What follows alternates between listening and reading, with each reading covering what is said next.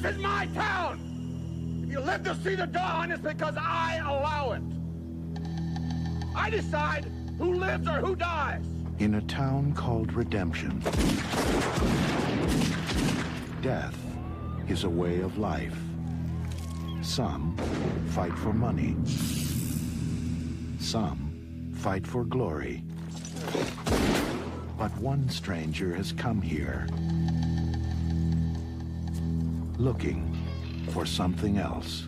I now declare the quick draw competition open.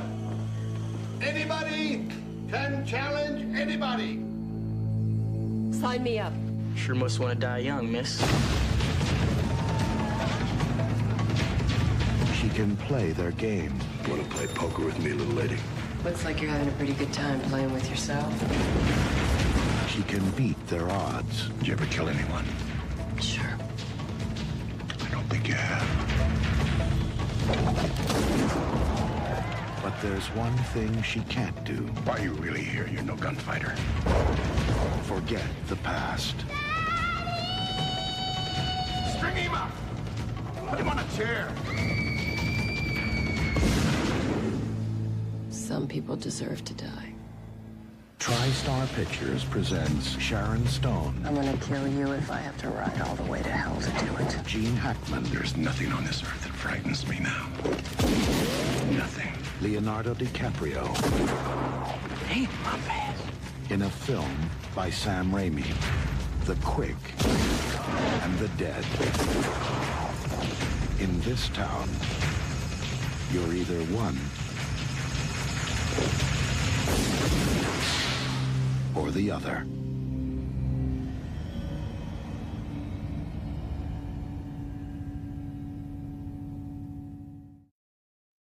Greetings and salutations. Welcome to the 30th anniversary celebration / watch along of Sam Raimi's The Quick and the Dead. We're going back to the Old West. Yeah. I am your host, Ryan of Antiquo Channel, and I'm not alone in this journey back into the Old West. And apparently there's someone out there for revenge. And who doesn't love a good old-fashioned revenge story set against the backdrop of the American West? So that being said, please welcome a good friend of mine. He's also he's the ADHD kid all of a sudden. What do you have, T-shirts or something? Chris Ingles in the building. What's up, Chris? How you doing? Well, I thought we had to have a Western name. You know, all the characters have a Western name. That's We need true. A Western name. Billy the Kid, yeah. The Cincinnati Kid. Whose kid do you think I mean? So, yeah. No, it's great, man. How you doing? It's good to see you again. I'm doing great. I was so excited when I saw you were doing this because this is my favorite Western of all time. And Wow. Probably like low key, one of my top 10 favorite movies of all time because I go back to it every year. It's on TV. I'll stop and watch it every single time. Wow, this is I'm learning all kinds of new things about you. We've only been on the air for 30 seconds. So also and another thing is someone who's also joining us here on this episode of Movie Watch Along, someone who's got a Kickstarter going on right now. If you're a fan of Westerns mixed with horror, zombies, and the apocalypse, I don't know, something like that. Pale Rider was an Eastwood movie, which is part of the title. Please welcome all the way from the great state of the American West, also known as the great state of Texas, because everything is bigger and better in Texas. Lori Calcaterra is in the building. Hello, Lori. Good to see you again. How are you? Or yeah, I know. When I get back into my computer, I'm going to change my name to something Western too. I think it's important. Lori Gunslinger Calcaterra has a good ring to it. Yeah, yeah. That does sound good. We'll get T-shirts made. Put them on Kickstarter as an add-on. I think that'd be great as an add-on, right? Don't they do add-ons on Kickstarters? I think they do. Yeah, I got a ton of them. But great. Yeah, it's one of many. But it's good to see you, Lori. Good to have both of you here. So for those of you who are new to this whole thing known as Movie Watch Along, what we do is here you're going to be watching us react to this movie. We're not going to be showing the movie here on our Titantron/screen because we want to respect the studios, the producers, directors, and all that kind of jazz. But you're more than welcome to watch this movie along with us. It's currently streaming on Disney Plus. # not a sponsor. And it's also streaming on a few other ones. I think it's on Amazon Prime, maybe a few others thrown into the mix for good measure. But it is, I just found this out not too long ago, that it is legitimately streaming on Disney Plus, which I think is wild and crazy. But then again, there was a TV series back in the 90s called Wild and Crazy Kids on Nickelodeon. So there you go. 90s kid, no regrets. So you're going to be watching us react to the movie. You can watch the movie along with us in the comfort of your own home. We're going to start our feature presentation here in just a moment, but we're going to give you an idea to get to know our panelists a little bit better. So as Lori's trying to attempt to get back into the good side of the Matrix and not the negative side of it, Lori, what was it like for you seeing this movie 30 plus years ago, if you even remember that far back? I don't think I watched it 30 years ago, but it's still been a while since I watched it the first time. And you know, it's one of those movies that when you watch the first time, it just knocks your socks off. Just the star-studded cast, gosh, all the action, the just amazing storyline, and then the twist at the end. It has everything you could possibly want, except for Sam Raimi's car. It's the one thing that's not in there. But other than that, this movie has it all. And like Chris was saying, this is one that I always go back to because it's like you forget about it for a while and then you remember how good it is and you just sit down. And when people are over, I love Westerns, right? And it's not everybody's bag. But if they're over and this one's available and I turn it on, all of a sudden everybody's sitting and watching the movies. Gateway into Westerns. Get them started, right?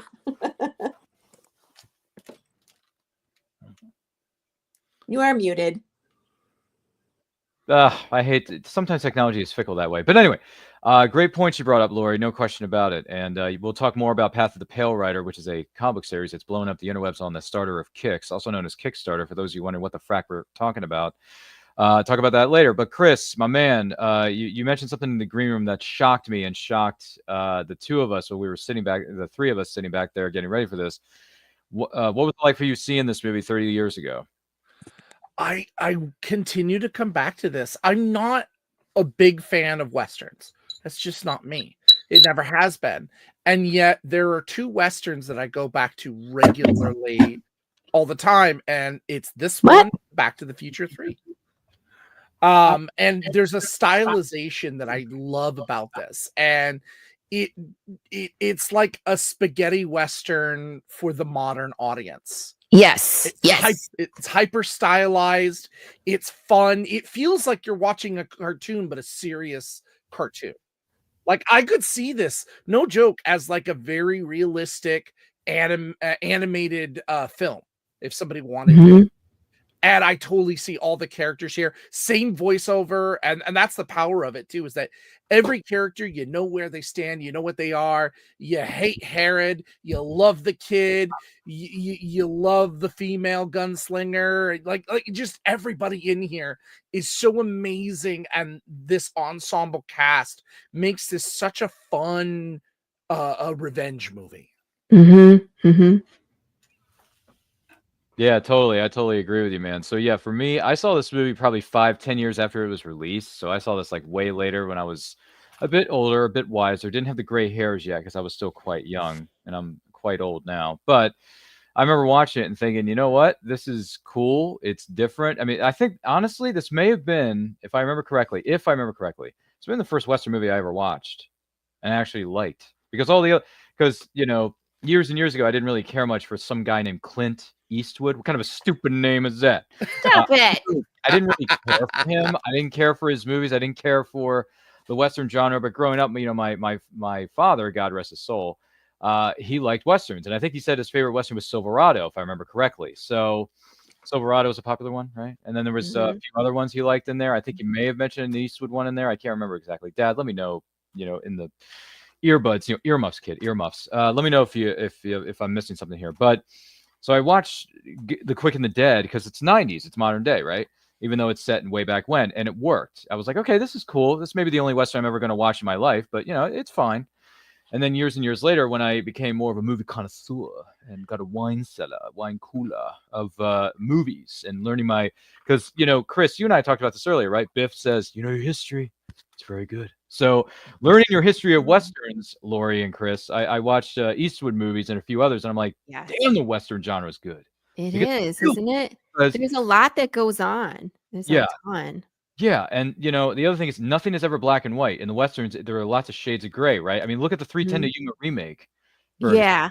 Once again, Russell Crowe just happens to be in this movie, which we're talking about tonight, and he's also in 3:10 to Yuma, which is one of the greatest, you know, remakes / Westerns of all time, in my opinion, in my professional opinion. And I just became a fan. And this is the one I go back to by saying, well, I think Quick and the Dead was my introduction to the Western genre. And that's not a bad thing. Right. That, like I said, that's the gateway. I feel like a lot of people start exploring this genre based off of this movie. Yeah. I mean, what's his name? Unforgiven with East something, whatever his name was. Clint something. Stop it. the Oscars back in '92.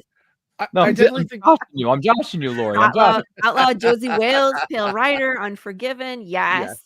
Good, Oh yeah, Bad, and the Dash Hopper. Ugly. Sorry, Dash Hopper's in the chat saying Outlaw Josie Wales is one of my Hi, favorites. Dash. Pale Rider's too. I think Pale Rider's a bit underrated. Unforgiven. Yeah, I mean, that was the Oscars. So when people think of westerns, they got to think of Unforgiven because it won all the Oscars that year. Fistful of Dollars. Fistful of Dollars. Tombstone. Yeah, Tombstone. I'm your Huckleberry. Like Anyway, sorry, we're going off on a tangent here. We can talk about more about westerns as we're going through this. But anyway, if you want to watch the movie along with us, we're going to watch it at the 000 second mark. So basically before the TriStar, what is it, Columbia TriStar Pictures logo comes up, and you can watch the movie along with us. Listen, if you have any fun facts about this movie, any favorite memories of this movie, or just anything about the Western genre in general, including books, because there are Western books out there, folks. Dash. There are also Western comic books, right? Me. So let us know in the comments. I want to hear your thoughts. And if you want to mention something that goes with Pale Rider and Pats, don't worry, Lori. We'll talk about that. Dash is writing you have a book coming out soon, right? It's going to be hitting Kickstarter, if you correct me. But Dash Hooper in the chat is writing a Western as well. See? Drop the link or the information in the. Oh, he says, "So I know of a book coming soon." Dash He's talking about his own book.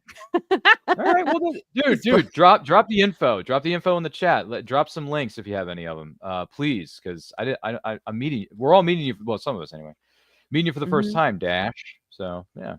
Anyway, not DoorDash. I'm a fan Dash. of Dash. He's a good sense of humor. Really good. Okay. Well, we're probably going to get more senses of humor as we go throughout the course of this episode of Movie Watch Along, right? Yeah. So with that being said, let's start our feature. Let's dive back into the American West with Sharon Stone, Gene Hackman, and a young up and coming at the time Leo DiCaprio, and Russell Crowe. The North American Crowe was an Australian accent. Yeah. Let's not forget about Court. Russell Crowe, our good friend Russell Crowe. Ladies and gentlemen, let's start our feature presentation. 3, 2, 1, hit play. Here we go. We're going to go back into the American West. This is going to be a lot of fun. Oh, I almost forgot to do the other thing. Hold on a second. Gee willikers. I love going back to older films and seeing some of the opening company logos. It's like, oh, that's nice. Yeah, we got the flying horse. We got the Pegasus with TriStar. Because nothing says the Old West like Greek mythology. Mm-hmm. Greek mythology, man. Anybody else know of any good Greek mythology, like not style, but like something that is written within the realm of Greek mythology, comic books or Kickstarters that are going on right now? Let me know in the chat. Comic books. Highly recommend Hades Town. Go see Hades Town. Hades Town? Okay. Go see Hades Town. Oh yeah. Okay. All right. Someone's gonna have to let us know more about that in the chat if they know of some. Oh, see, and Russell Crowe. The fact that Russell Crowe is in this. Mm-hmm. Yeah, but the fact that Russell Crowe is in this and this is his North American film debut, I find that amazing to me. Mm-hmm. Yeah, this was him very early on. Keith David. Oh, I love Keith David. Keith David. Who doesn't? It's freaking. What's his name? It's Goliath, man. It's Goliath. Lance Henriksen. Mm-hmm. Mm-hmm. And then Commissioner Gordon himself, Pat Hingle. Yep, Pat Hingle. Yeah. Yep. Lot of big name talents and some young up and coming talents are featured in this movie too. Gary's. Oh, that's right. See, every time I forget about Gary. Yeah. Lieutenant Dan. New legs. Isn't that right, Laura? You got new legs. After New Legs, Lieutenant Dan, isn't it? Mm-hmm. Mm-hmm. Well, this came out. This was the year after Forrest Gump had come out. Oh, it was. I was like, it's right around the same time. Mm-hmm. It was right around the same time. Yeah. Because he has long hair in this movie. Look at that. He still had that long hair while they were filming Forrest Gump, probably. That is beautiful. The camera work on the rifle. That's fabulous. And this is one of Lori's best friends. This is her good friend Tobin Bell here from Tobin Bell. We were talking about having him do the acting for Dwayne Fink. We still haven't fan cast Dwayne Fink. We're looking for the right person. Haven't figured it out yet. Hey, Tobin, can you look at the camera and go, he's not dopey enough. Play a game? Yeah, but it's Dwayne Fink is like this yokel town drunk that claims to know how the apocalypse started in my story. And people are not sure whether they can believe him or not because he'll tell the story to anybody as long as you buy him a drink. So I don't know if Tobin can pull it off. He's not like, how y'all doing? You come down, I know the story about the apocalypse. Will you buy me a beer? Oh, man. Tobin's not happy. He just got handcuffed to a carriage. I know this opening part is so funny. You're like, is that Tobin Bell? Oh, it is Tobin Bell. Not only that, the lady, Sharon Stone gets herself a new hat, a really good-looking hat, I might say. I like it. Is it the best, Lori? Probably not, but it's good. I like it. The costume work on this is so. Oh, look! Her costume is amazing. Mm-hmm. And the music by Alan Silvestri. Oh, let's not forget about Silvestri here. I mean, this is the guy who gave it. Speaking of Westerns, Chris, because we talked about this last year with Back to the Future 3. Turning, or no, Back to the Future 3 actually turns 35 this year, which, believe it or not, Chris, we're going to be doing a 35th anniversary for Back to the Future. I'm assuming you're going to want a seat at the table. Probably going to have to, yeah. You're probably going to have a seat at the table. Lori I think we just shocked the world when I dropped that news on Lori. Lori's like, what? It's just, what I should do is take a weekend and go up where I work and just take pictures and try to match the scenery as best I can, some of the scenes for you. That'd be nice. But yeah, we're doing a watch along for Back to the Future 3 later this year, so that's going to be a lot of fun. We're actually doing one for both that and the original, because the original turns 40. Crazy. Back to the Future I'm not okay with this. I know. I'm sorry, Lori. I'm sorry to tell you this, but we can't stay young forever. Unfortunately. By the way, Dash Hooper says Hell Comes to Texas. It's going to drop on February 25th of this year. Okay. Congrats, Dash. If you have any, what is it? If it's a Kickstarter, drop the link in the comments so we can click to be notified when it launches. Right? Let us know, Dash. You know what's interesting? 5'8", like he knew. I love to when I think of Sharon Stone in Basic Instinct, there's actually a lot of similarities between this character and that one, in that there's a strong woman who's like really well aware of her sexuality, and yet she's got an agenda. She's got this kind of character down, this strength, and I love it. Boy, that's a fair point there, Chris. How did you get so smart? Gosh, I went to college. I went to college. Well, guess what? I have a college degree too. It just I have two. What do you got? Two, and I got a bachelor's degree with a minor. My bachelor's degree is in electronic media and film, in case you were wondering, and then my minor was in applied adult disability studies. I have two majors. One was in English, and the other is in global art studies, where I focused in studying different art mediums and kind of critiquing them the same way you would a piece of literature. You and Lori should swap notes, because she's a writer. She does a lot of great things in art. Yeah, you and Lori would be BFFs. Believe it or not, I have an art degree. You do? Okay. Is it from the great state of Texas, I'm assuming? It's not. I went to school at Eastern Michigan University. Oh. I know where that is. That's cool. Yeah. I lived in Flint for 2 years. I used to work in Flint. I worked there for a couple years and then got the heck out. She's like, I'm getting out of here, man. Texas is calling my name. Real quick. I love Michigan. I kind of miss it. Not Flint, but I miss Michigan. You missed the state of Michigan, you mean? Okay. Yeah, I don't miss them right now. They're about to get 10 inches of snow over the next. Oh, that was my favorite. What are you talking about? Yeah, you and I don't know what you're drinking over there, Chris, but I don't like snow and having to shovel it every day. And like that's the thing.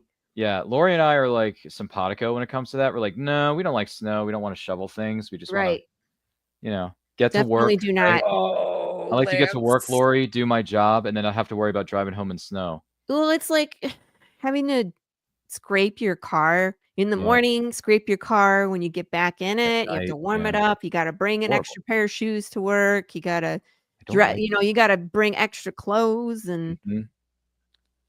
I don't like it very much, Lori. You and I are of the same. We're the same thought process. You're like, no. By the way, Lance Henriksen here is Mr. Ace Hanlon. My goodness, what a resume this guy has. Because let's not forget speaking of top 10s, you mentioned earlier, Chris, the Terminator from '84 is in my top 10, and Lance Henriksen plays a good part in that. So yes, But then again, he's been in like every sci-fi horror movie for like the last 45 years. So I love that this kid's like, would you like me to shine your shoes? Hey, I've got fine whiskey and cigars. Like, what the hell? And she's like, just shine my boots.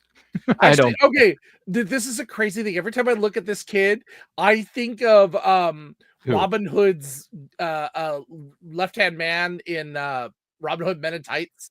Oh, jeez. Men in tights. No, look at those glasses, and then I think of his blind buddy in that Oh, movie. you mean Oh, he's Blinken? for sure Blinken. blind. You're Yeah, talking about Blinken. Blinken. Okay. The glasses look just like Blinken's glasses.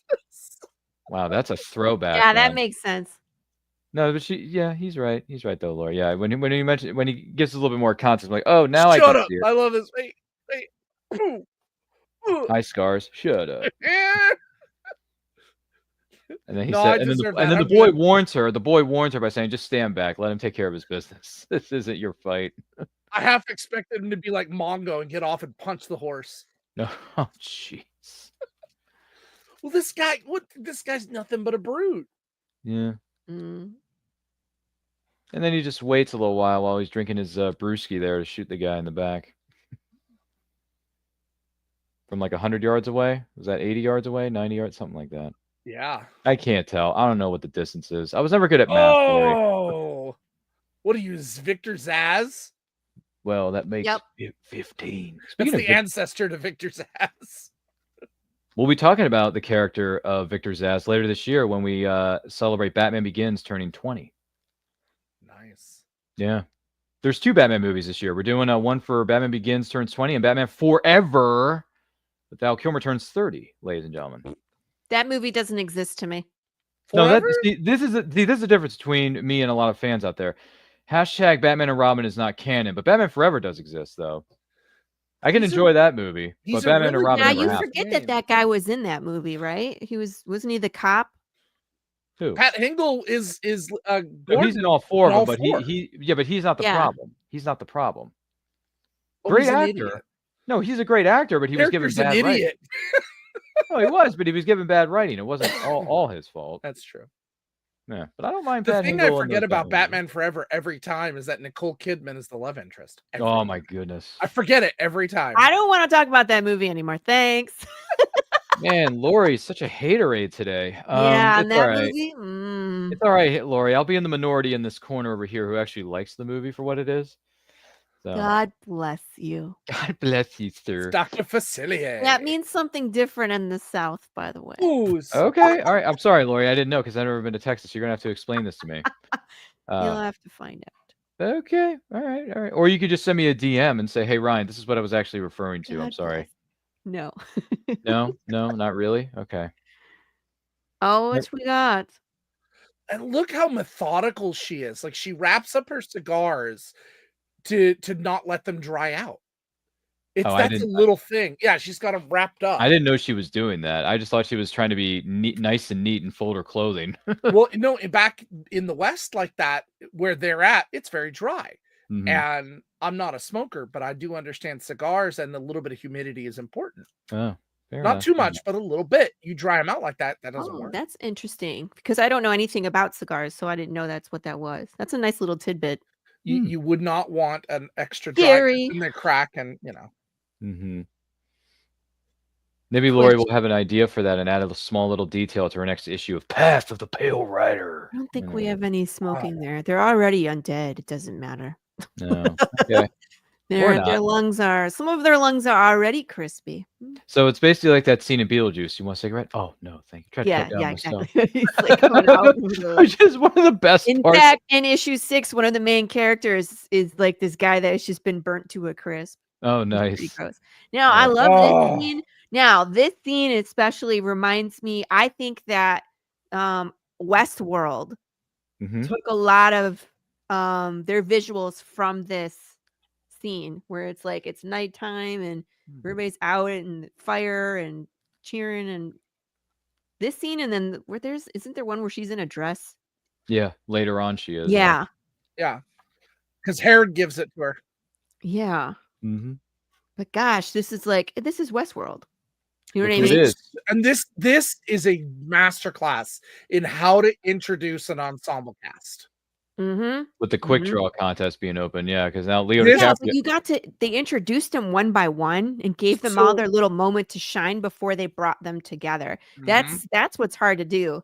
And I did not. I chose. That's why I chose like my issue 1 is just my character in the wild, And there's very few people that he interacts with. So you can see his decision-making process and really focus on him. Because when you start bringing in everybody all at the same time, it's hard to know who you care about.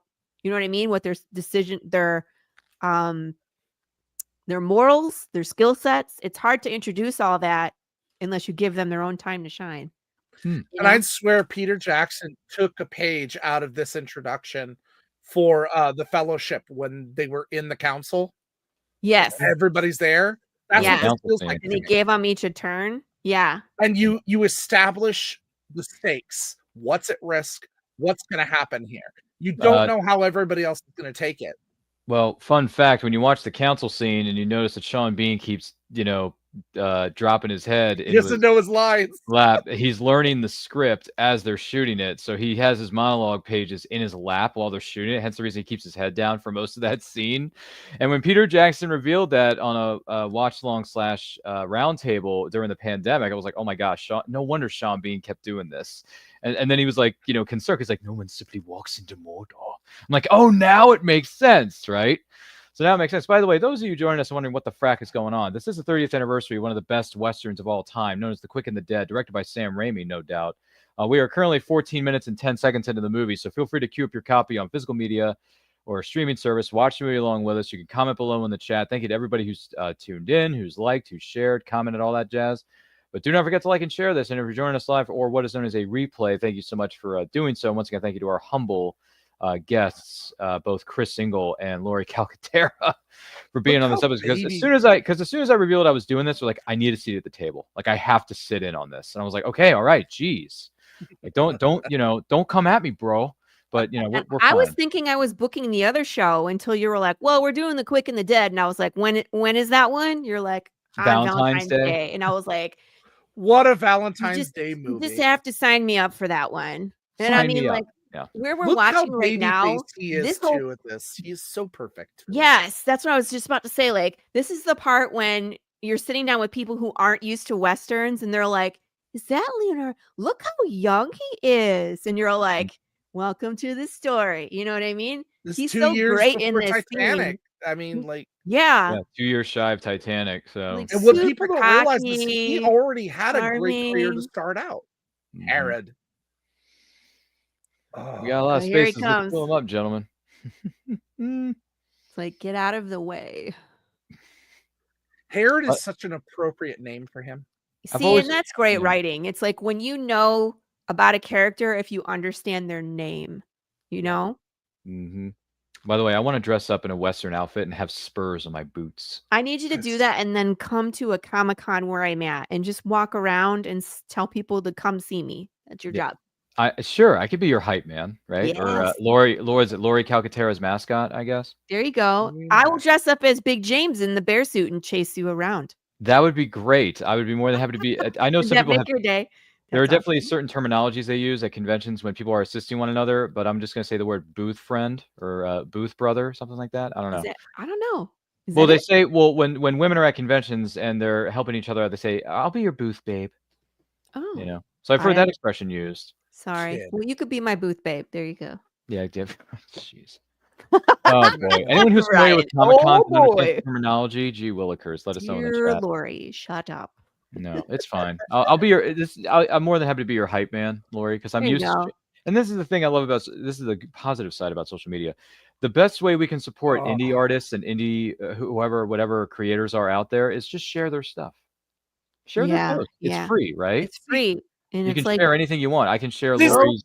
This is a really neat moment. This is a really neat moment. He just sat down and he could have asked for a beer, a whiskey, anything. What does he ask for is an interesting thing. Agua, por favor. Yeah. You don't get water in these places. You don't drink the water. Yeah. If you want water, you're going to dunk your head in the horse trough out there. Yeah, and here we pour whiskey. That's right. Isn't that right, Chris? And then we just got introduced to a Court who got thrown in. Russell Crowe just gets thrown around a lot. His rolling entrance. His rolling entrance. That's right. Yeah. For all those years of hard work. He probably did his own stunts at this point. You think Russell did? This is the same year as Virtuosity, right?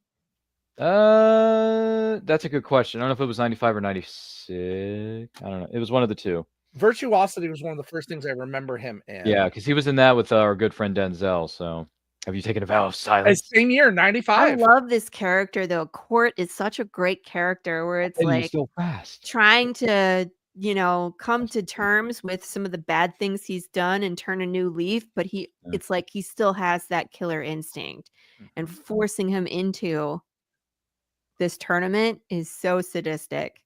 Herod. He says he's renounced violence. We'll say string him You know, up. so no joke. Put In him on the chair. 1990, Put in him on the chair, Lori. Put him in the chair. In I love 95, her face. She's like, what? He did 4 films in 1995. Really? Which Yeah. was? Quick and the Dead, No Way Back, Virtuosity, and Rough Magic. Jeez. Wow. Boy, Russell had a rough year with 4 films coming There out he in each goes. quarter. But then he was on the verge of breaking out because 2 years later, LA Confidential. Oh my goodness. That Who could was forget the about big that? one. That was Wasn't a it? big one. Yeah. That was a big movie. That's a good film noir too. That's a good Yeah. one.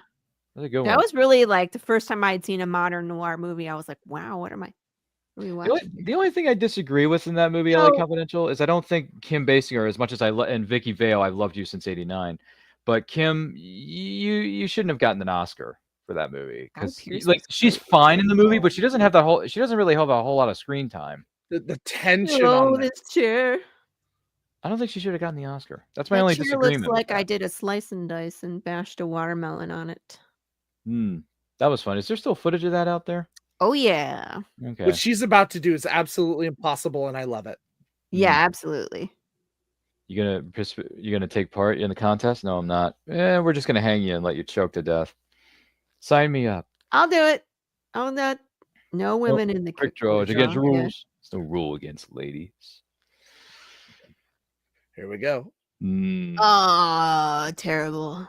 And then she shoots the impossible. Yeah, it's like 4 shots. Yeah, and then it's like She does 3 shots into the beam. There is no way that works. But still, she kind of pulls a Batman from Lego. First try. Yeah. Bam, wham. They're all silent. They just look at her like, okay, she can play. Yep, the lady. Put them her both in. in the contest. Put on both in. Free drinks for all fighters. Move it, preacher. Move it, preacher. I like that too. Calls him preacher.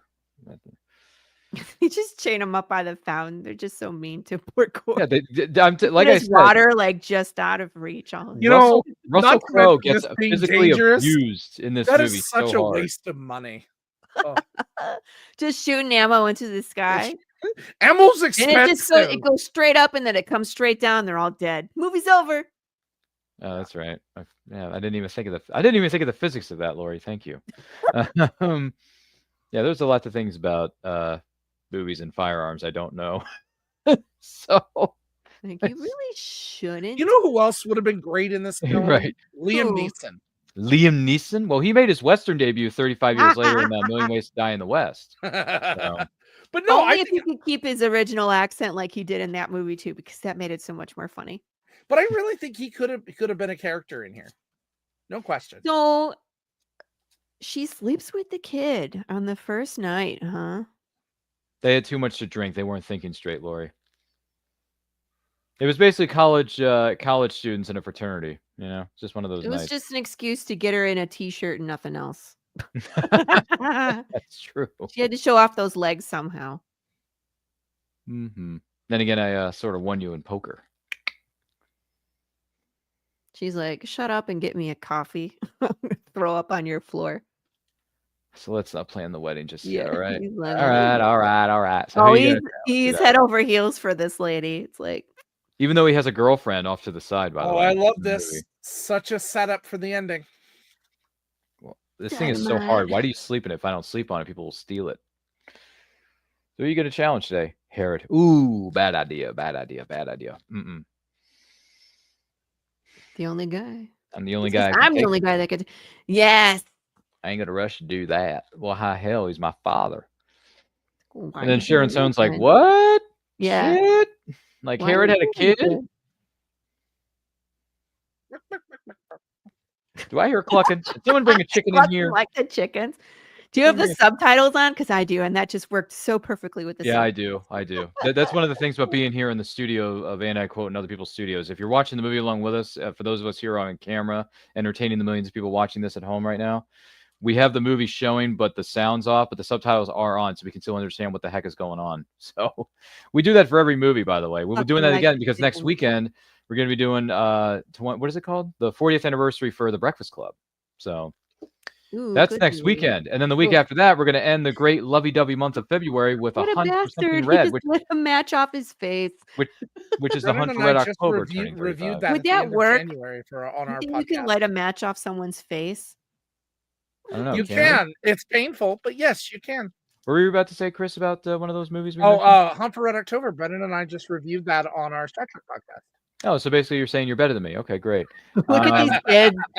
Son of a... Because we're going to be discussing / watching it in 2 weeks from now, Chris. So if you want to come back and talk about it all over again, feel free. Which is on the 28th of February, in case you were wondering. Of course, Ryan. We shall into history. Yeah. Oh, goodness gracious. That's a good movie, too. Hunt for Red October is a solid In case film. you forgot, preacher, I saved your life last night. No, you just stretched it out a bit. I'd have gone to heaven if you'd let me die. You have to try an Australian look at the design on that mansion too. He's got a statue to himself. Oh, I don't think that's Herod, is it? It's naked. It's naked? Don't you even want to fight back? Of course I do. I want to kill them for all they've done. But killing is wrong. Crikey, but I won't. I will say that those sunglasses are awful. Aren't they? I mean, like, I really feel like that's a great shot, though. Will Smith wore him in what's their western? No, Wild Wild West. Hashtag that movie never happened. Wild Wild West. See that one, the one that never happened. Pleasure. You wore those glasses. Pleasure. I'll watch it again. But I will say the camera shot that we just saw with her looking at Preacher and him walking into the saloon, she says some people deserve to die. Like that is a good shot, man. She's nervous. Look at that. She's like, I'll just shoot him now. But she's nervous. The option's there. She could do it. Thinking about it. She's like, I don't care if he kills me. I'll just shoot him. That's the thing about revenge. Fun fact for you guys. One of the gentlemen who's one of Herod's soldiers / thugs, if you want to call it that, is Sharon Stone's brother. The one that's I love that. Oh, he carried the wagon wheel all this way. He's got the wheel and everything. I love it. I challenge you, you little bitch. You want to go no doors? I told you. What are you doing here? I said, what are you doing here? Here for the money. Then you got to play by the rules. And the rules say you have to accept every challenge. You have a problem with that, go scuttle your butt out of town. I got no problem. The lady fights Mr. Kelly, and they fight at 7 o'clock tonight. Odd time for a shootout at 7 o'clock in the middle of the night, but then again, the sun doesn't go down until 8:30 in the west, so why not? Yeah. That guy, the Roberts Blossom, aka Old Man Marley from Home Alone. Thank you. Old Man Marley, Lori. Old Man Marley. Thank you. Oh, we're gonna play some poker. Which, Lori, you know a thing or two about poker, right? I do. Yeah. Don't you have I'm building a poker deck. Yeah, I was gonna say, don't you have some playing cards that are available right now? I do. They're on the Kickstarter. We unlocked one. We're 8 backers away from unlocking another poker card. And if we get to 150 backers, we'll unlock another one. So every 50 backers, we unlock poker cards, and we've unlocked quite a few already. Congratulations. So if you're finding us now, there's still an option to go pick up all the other poker cards in the add-ons. But if you come every campaign, you don't have to pay for the poker cards. They just come free. Ooh. Chris, you might want to look into that, man. We got a gorgeous ace of spades that we unlocked this campaign. Oh, did you? Yeah, you have to see it. It's gorgeous. I just noticed his spurs are in the shape of a snake. Yeah. It's great, isn't it? Little details I've never noticed. Oh, hey, look at this. Pocket watches. Love them. They're beautiful. Do you own one? Do you own one, Lori? Do you have pocket watches of your own? I bought one for my husband when we got married. Oh. A man should have a good watch. Man should have a good pocket watch. Yes. That is amazing, Lori. It's amazing that you got him a pocket watch. I did. Fantastic. It's not a true Texas marriage without them you. pocket watches. We were in Michigan.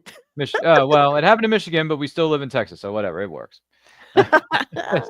Whatever you say, Lori. Whatever you say, whatever works. Thank you. It's all good. It's all good. But yeah, one of these days I want to go to a Comic-Con as a Western character. Whether it's an Eastwood man with no name with the poncho I'm wearing, I wouldn't mind wearing that. Or I can go as a character as Raylan Givens from Justified. I dress up as my own characters. I go with the full-on big old belt, and I have a bandolier. I got the cowboy hat, and I got like a black and red bandana with a skull on it. Wow. Yeah. Stand behind my table and harass people with a Louisiana accent. So it's the same type of hat that Marty McFly used in 3. Oh, really? Is it? Yeah, you're right. Is this the throwback, or is that the throwback? This would be the throwback to that. Yeah. I was like, which one came first? And that looks like the Irish hat that Marty was given at the beginning of Back to the Future 3. By Seamus. Yeah. Yep. Are you sure not the one on the left? The one on the left? The one that's all beat up. Like Seamus's hat. You must not draw until that clock marks the first chime of the hour. Once that happens, you may fire at your convenience. Whoa. What if somebody gets excited and starts shooting early? They'd be cheats and be eliminated from the contest. With extreme prejudice, by the way. Everybody does tricks with their guns. Look at that. You basically got a clan of undertakers at each corner of the town ready to just kill, man. Some really nice hair there, too. I know, right? See, there's the kid's girlfriend off to the side. Yeah. Do I make myself clear? Gentlemen, the street is yours. And he's the sweetest champion. Goodson. I'll only wound you, kid. You're a kind man. So here are the Sam Raimi camera techniques. Yep. Here they are. Hey, you keep looking at the clock tower there, guys. Lots of emphasis on the most clever tower. thing, too, they pick up on, Court picks up real quick. Yeah. It's the click. Right before. Look at this. Dun-dun-dun-dun-dun. Click. Pow. Did. Click, boom. It's just his Don't you mean the saliva song? Click, click, click, click, boom. Fast. And did you see me? I was so damn fast. Oh, in the leg. Mr. Swedish Champion, are you done? Stay down now if you're still fighting. Yes, I give up. I'm done. And you've been shot twice, man. Kid's the winner. Am I fast, or is Sweden just a very small place?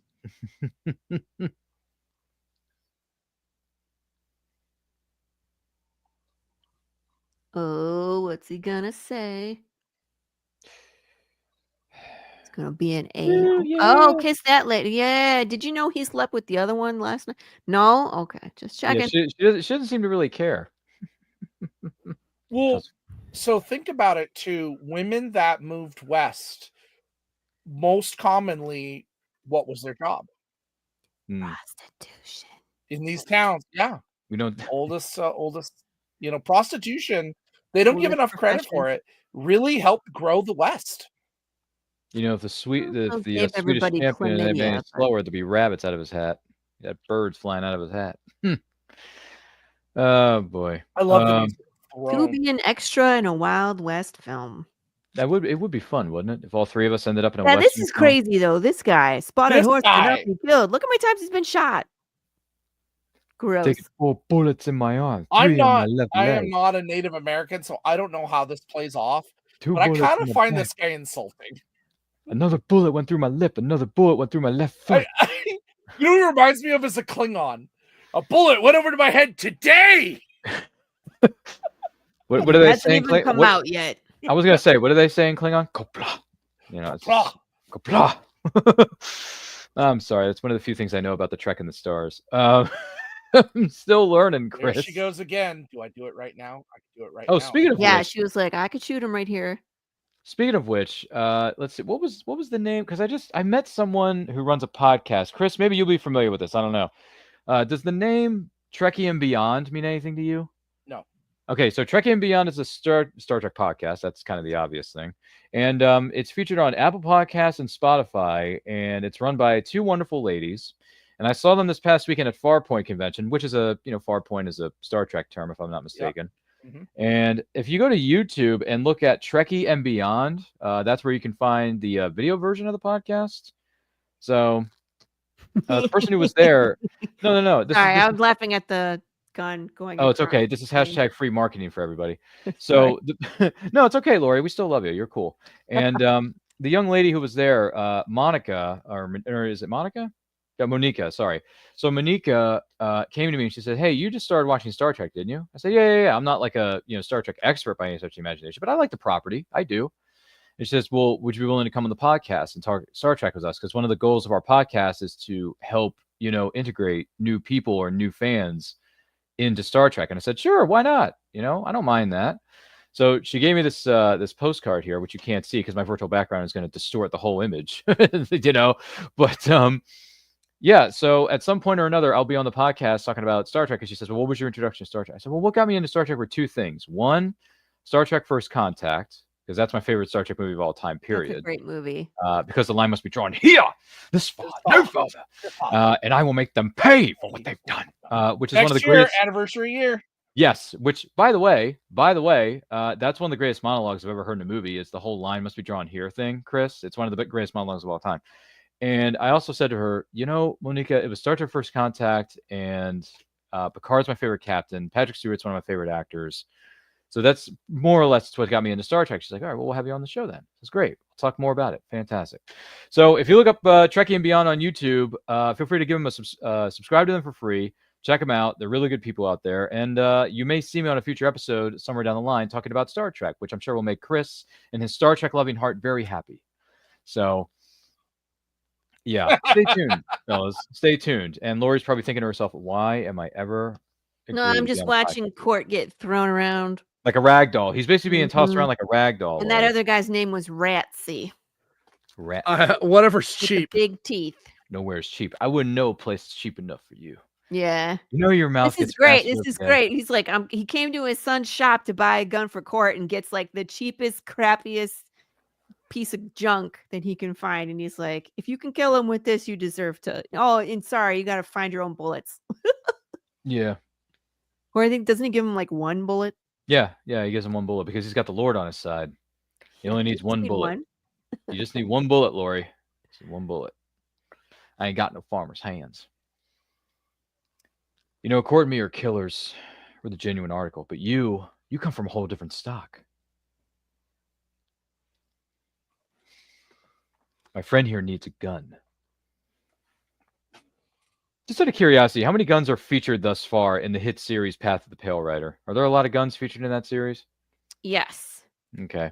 Yes. Anyone in particular we should pay attention to if we're reading it? The guns themselves aren't important because after a while there is no ammo. Really? Because again, the ammo, you can shoot an undead as many times as you want to, and it doesn't do anything. Look at the twitch in him. It's like a drug addict. Like he knows. He wants to hold it. He does, and he does it. He's like, "I know what's going to happen if you put that in my hand. I'm going to kill people, and I'm going to be good at it, and it's going to feel good." Right? This here is the best help a man can get. Smith & Wesson Schofield 45. Look at that. It's so pretty. Me and Jesse James thinks it's the best handgun in the world. Had the trigger guard removed, saves drawn time. Do not wear it if you're drunk or you will kill your feet. Which is true. You want that guard. When was the last time you held a gun, Court? You know when. He's like, "Yeah, I was there, wasn't I?" There it is. I got offered $120 for this Colt. You want to try it out? Woo, he's pretty quick with that draw. You got $120, Court? I don't have any money. Lord provides me with everything I need. I suppose we're just wasting time then. I'll tell you what, I'll be a good Samaritan.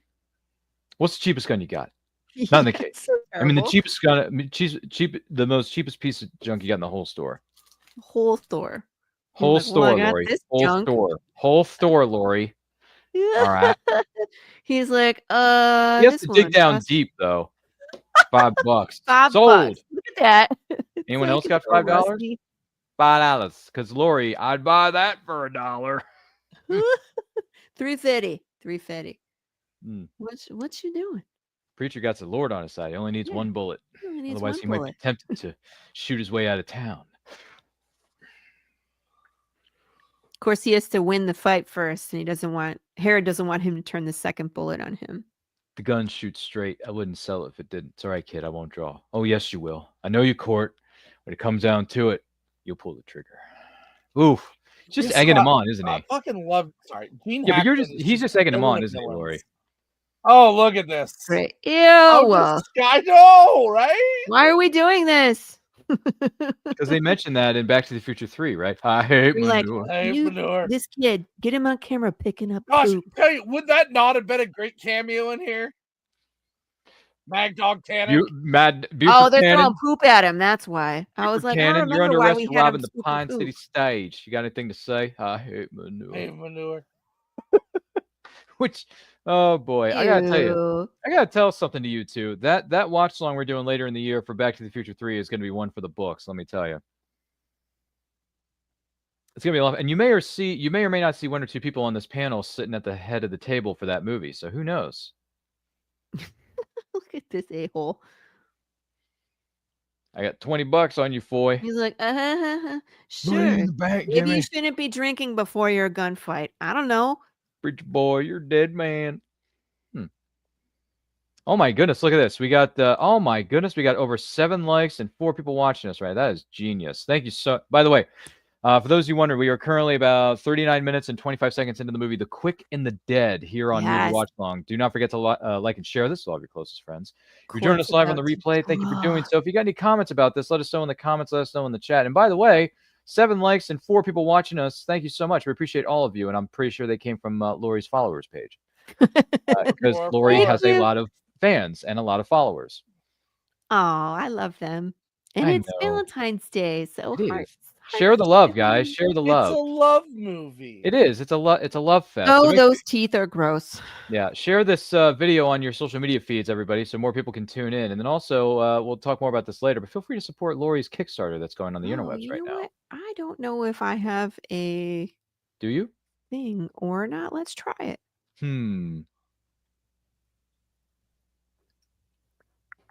Ooh, that was a good way for him to notice that the clock was about to hit because, the clock, because the glass of beer just happened to fall on that rock and then, Here it goes.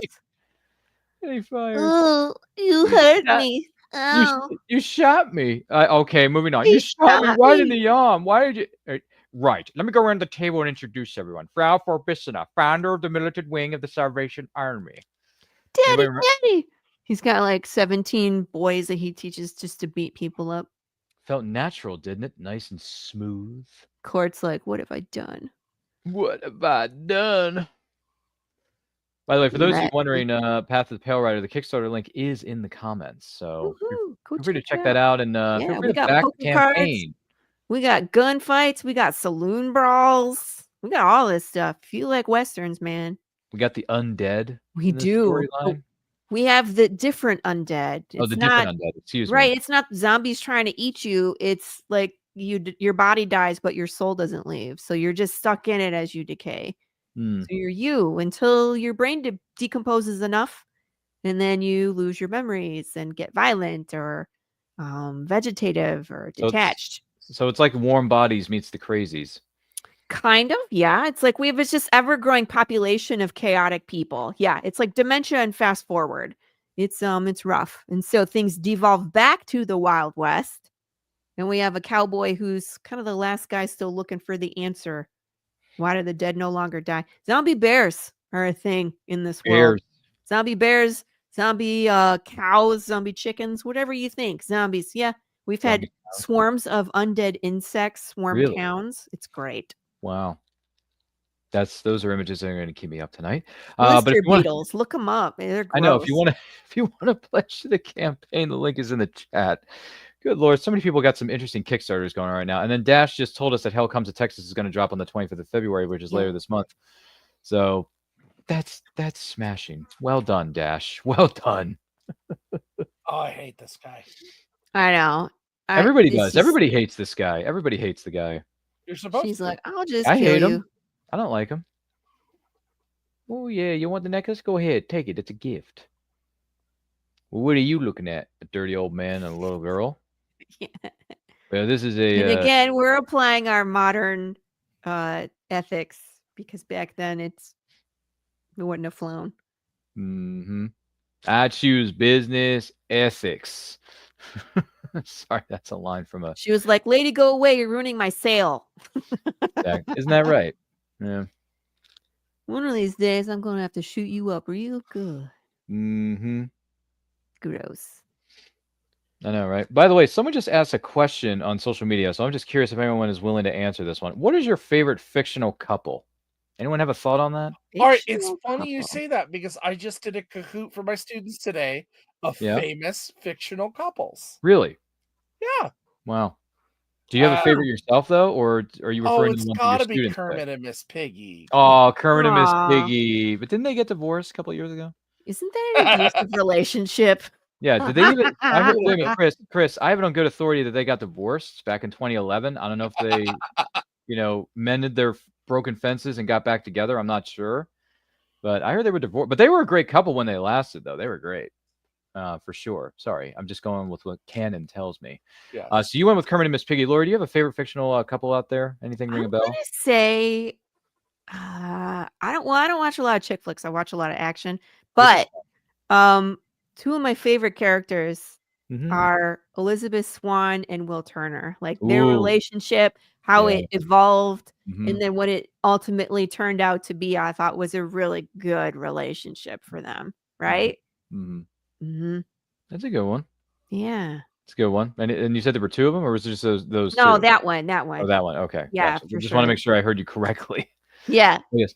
Bootstrap. That boy is the son of Bootstrap Bill Turner. Yeah, but I mean, like she started out this helpless girl. Everybody had to rescue her in the first movie, and then damsel in distress, right? Found her own stride, and by the end of it, she was like Pirate King Elizabeth Swann. Yeah. And not only that, it's funny though. I don't know if you remember this or not, but Keira Knightley, one of her first movies she ever did was Princess of Thieves, playing Robin Hood's daughter. Yeah. So she was an action heroine in that movie. And which, she by was the in way, Star Wars too. She was one of the Queen Amidala's, like handmaidens. Is that it? Is it like handmaidens? her stand-in. So like, she was the one that was talking, was pretending to be queen. I'm sorry, is this Chris. where he goes Vader and I'm changing the rules? Who? I forget. What are you talking about? Herod. Oh, Herod. Yeah. Oh, where he's like, shoot you up, yeah. No, he's like, now it's a. He's like, now clap for me, damn it. Yeah, you must clap for me. Mr. Ace Hanlon, the scourge of the sagebrush, the terror of Tucson, bladder full of hot air. He's like, he's a liar. I shot him dead. Clap for me. Oh, I'm hugging. I love you so much. Liar. Yes. Look how brutal this is. She's just like, ew, I'm so grossed out. They all steal his stuff. Give me that boot. Give me that other boot. He's going to be nude. Maybe left with nothing. That must be a weird acting thing to do. Lie here while we climb all over you and strip your body. Like he just sat on his head. Uh-oh, Ryan. Where'd Ryan go? It's my show now. Chris is like, I'm really the Herod of this town. Oh no, Ryan has been eliminated in the shootout. Oh, this is the first flashback, isn't it? Or is it the second? Yeah. Second, right? There he is. Lieutenant Dan. Yeah.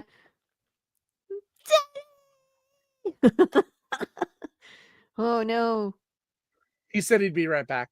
So again, it's showing you why she was so upset when they put Court on that chair. We until the ending, we don't get that full understanding. We really don't understand, right? But it's like, oh, she was upset because they hung her dad. She almost shot that girl. That would have been great.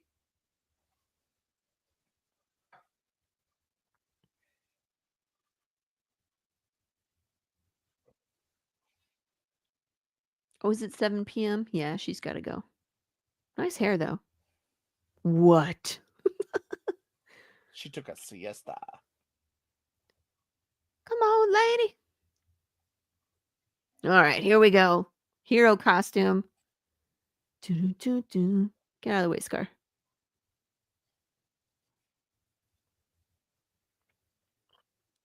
It's like that. The nerves before the fight. Oh, and Court told her. Yep. But that's like the worst part. I'm surprised she was even able to sleep before a fight. Sometimes you just can't.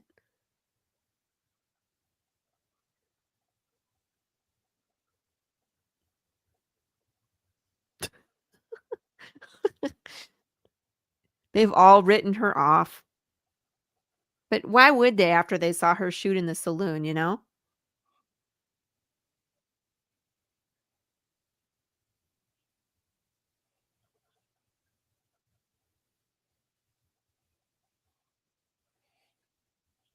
Tobin Bell is huge, by the way. He's a giant man. He's always hunched over or sitting in something in the Saw movies, so you never know. Yeah. Or they're shooting him from weird angles. Like they make him appear shorter, but he's giant. He's like, listen.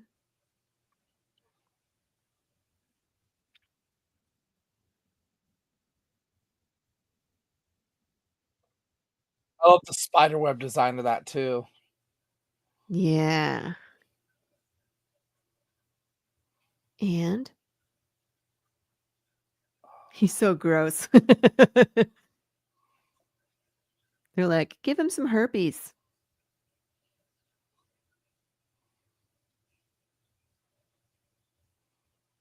And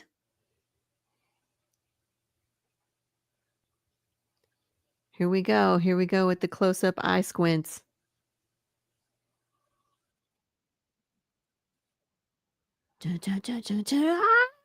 Shoot. Dead. Get back here. Yeah, she's like, where are you going?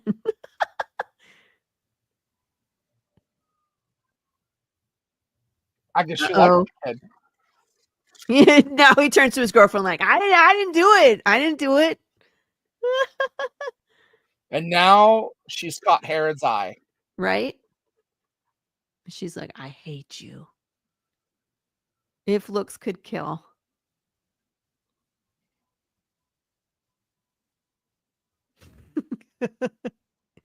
Should grow up.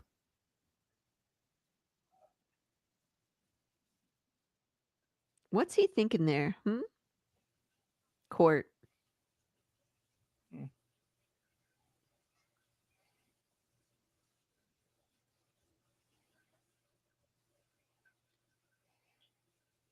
Da-da-da-da.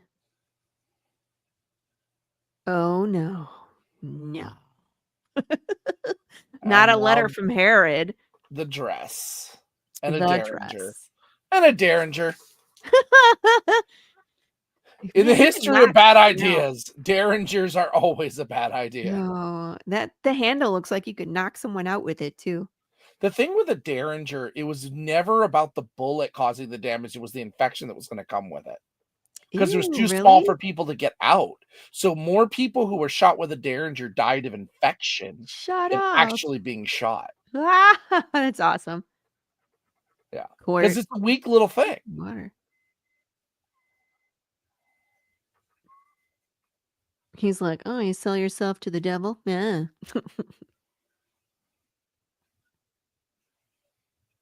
What a dick. Last night the kid, tonight Herod, you're a busy woman. She's like, oh yeah, bye. Should have been nice and asked for the glass of water. Right. Still can't get it. That water is too clean. That water is way too clean. Nope, there's no water. There's no water left. He's like, damn it. Oh, love those dusters.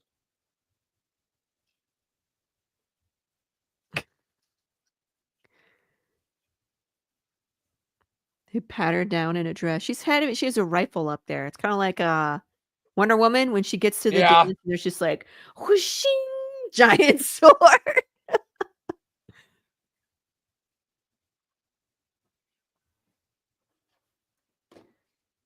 I feel like Ryan, Lex is Luthor Ryan having that alive? Come conversation. back, Ryan. He'll come back.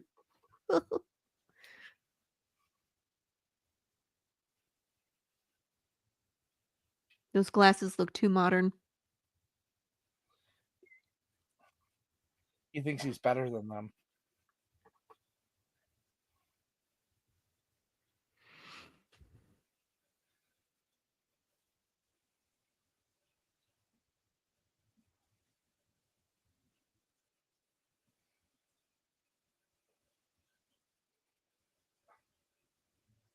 Is Gene Hackman still alive? I don't remember. He is still alive. How old is he? 95. Shoot. I know, right?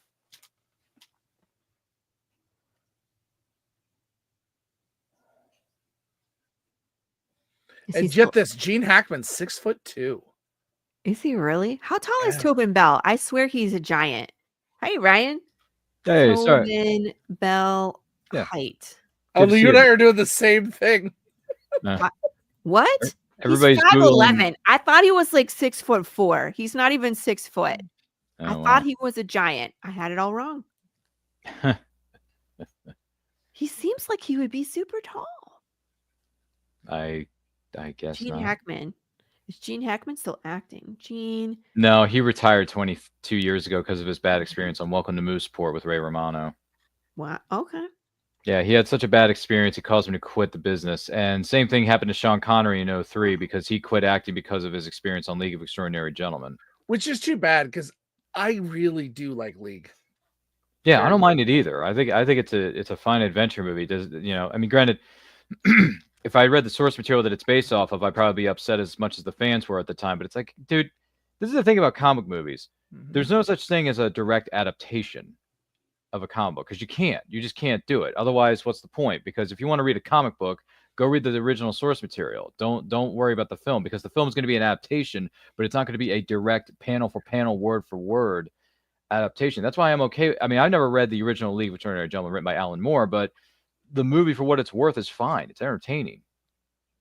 So, I don't know. That's just my 2 cents. It's just kind of bothersome. The comic book movie audience, especially comic book fans, are so sensitive to how a comic book movie adaptation is pieced together in movie form. It's just, I don't know. Anyway, on the good side of things, have fun and enjoy it, but always understand that the source material is probably the best representation.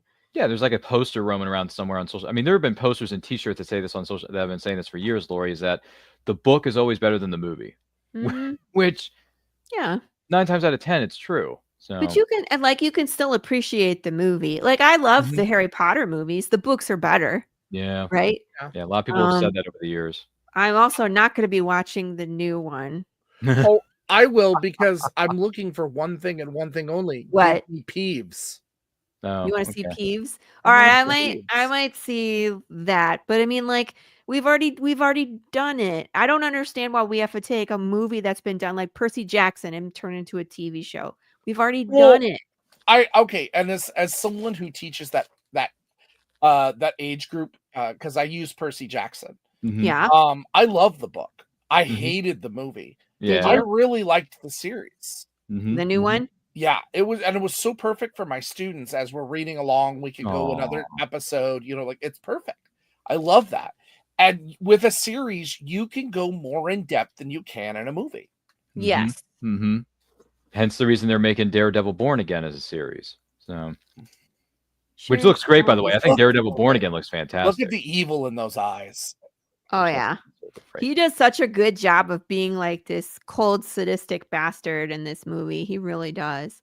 Doesn't it remind you of his character in Unforgiven?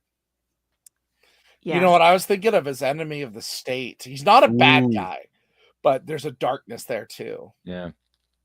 That's a good movie too, Enemy of the State. I forget what year that came out, but that was a good movie too. 98. Oh, it was 98? Darn it, we missed the 25th anniversary. Dang it. Gonna have to wait another couple of years before we do a 30th for. The other one that I love is him in The Replacements. I still haven't seen that. I've heard. Oh, good that's things a great about movie. Yeah. Yeah, I've heard The Replacements is a great film. I've just never seen it. Yeah, he's weighty. Mm.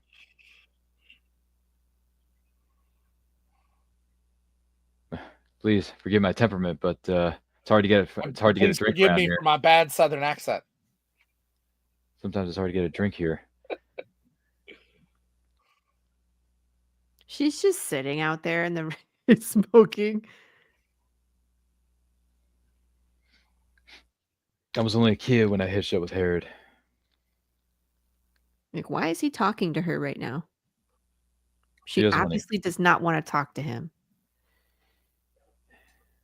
By the way, I do agree. Someone said this earlier. I think it was you, Chris. The costumes are really well put together in this movie. Mm-hmm. I like Court's costume too. Oh, it's beautiful. I like his. Yeah, I go to a Comic-Con dressed as Court. No one would recognize me because very few people have seen this movie. But I would go as Court. Yeah, it's just a nondescript Western apparel. Yeah. You know what I mean? And you couldn't pinpoint it to any one character. Yeah, no one's gonna recognize me if I walk in dressed like Court. But if I walked in as Eastwood, they would know who I am. Yeah.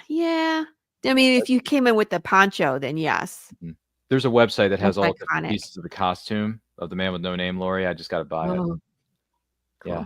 Someone I know. Who was it that sent me the links to this website? And the thing I think it was my friend Howie. The thing we forget is that is that Hackman won an Oscar 2 years before this for Unforgiven. He knows how to do it. 3 years? Mm-hmm. Yeah, because it was at the '93 Oscars, but the movie came out originally. You're right.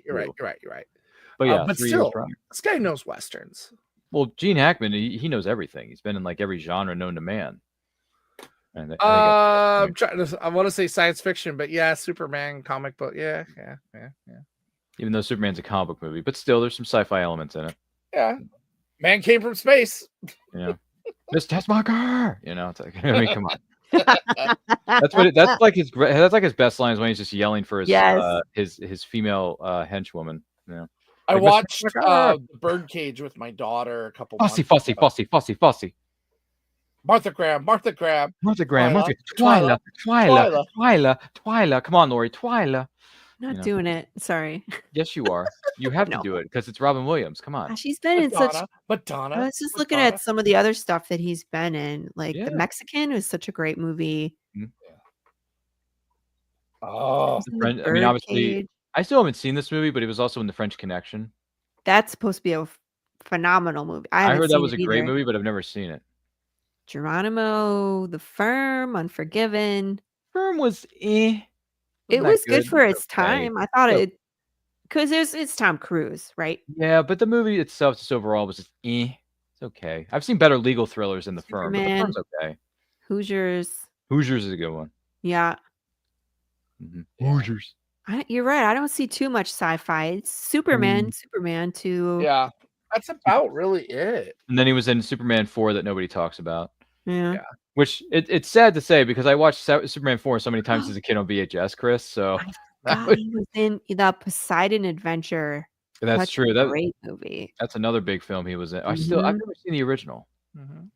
Yeah, you gotta see it. It's really good. Oh, he was in Wyatt Earp. I forgot about that one. Oh, I didn't know he was in Wyatt Earp. Jeez. Yeah, he's Nicholas Earp. Wow. Father of Wyatt. I did not know that. I got to see Wyatt Earp now. That's the story of Flat Nose Freddy, who currently resides 6 feet under. Oh, Ratsy. I know, right? I love this where he's like, "You've made your point. Now I want you to step down." And why is the kid so persistent? He's trying to show Herod that he's capable of. He's trying to get the love and respect of his father. Right, but it's like, how do you? But you can't do that when you have to shoot your father, or your father has to shoot you. He's like, "Don't ever cross me, and don't stare me down." It's like, this is my town, and if you cross me, I have to kill you, and that's kind of what he makes him do. He's like, "If you don't stand down, I will put you in your place." But again, we've seen a few times where people don't die; they're shot and they're kicked out. Why in the Old West we wear black makes no sense to me. It's a movie. There it is. You just changed the rules.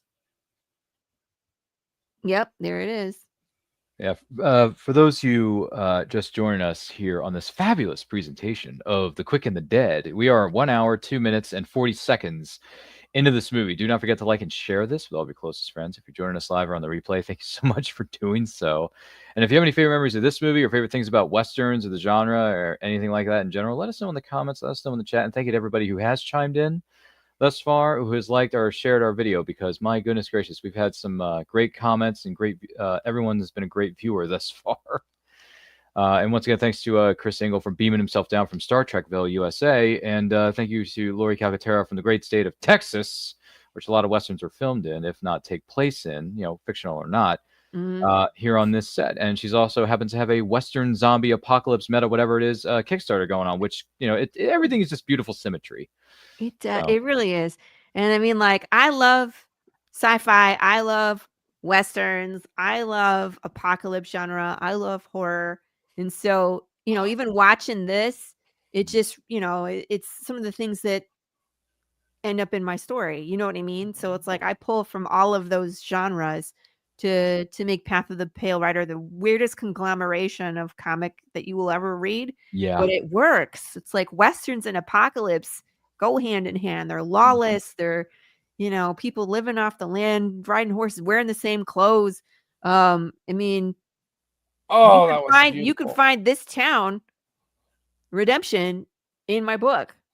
Not verbatim, but I mean, like, it could exist the way it is, but instead of, Herod, it's an undead bandito running the town. You know what I mean? So Very it's similar. I love this movie. Because you clearly haven't got the message. He's like, I know you paid that asshole to It's my town. to kill me. It's my town. He's like, that's why he changed the rules, is so he had to shoot him. This is that true reveal of who he is. Yes, that moment. You see the dawn, it's because I'm in charge of everything. Well, Lori is in charge of everything when it comes to Path of the Pale Rider. Oh, yeah. Oh, we got back up. There's some interesting. That was an interesting camera technique from Sam Raimi there for a moment. Yeah, I was like, that was a choice. That was a choice. Yeah, did you notice that? Choice was made. The Sam Raimi-ness there? Yeah. Like, your gunfighter's dead. Old news. His gun would not be able to do that, by the way. No. But, oh, man, I love it. But like I said, it's Sam Raimi and his wait. I was waiting for her to come on. I won. Thank you. He's like, I'm trying to make him clap again. He's like, go ahead and clap.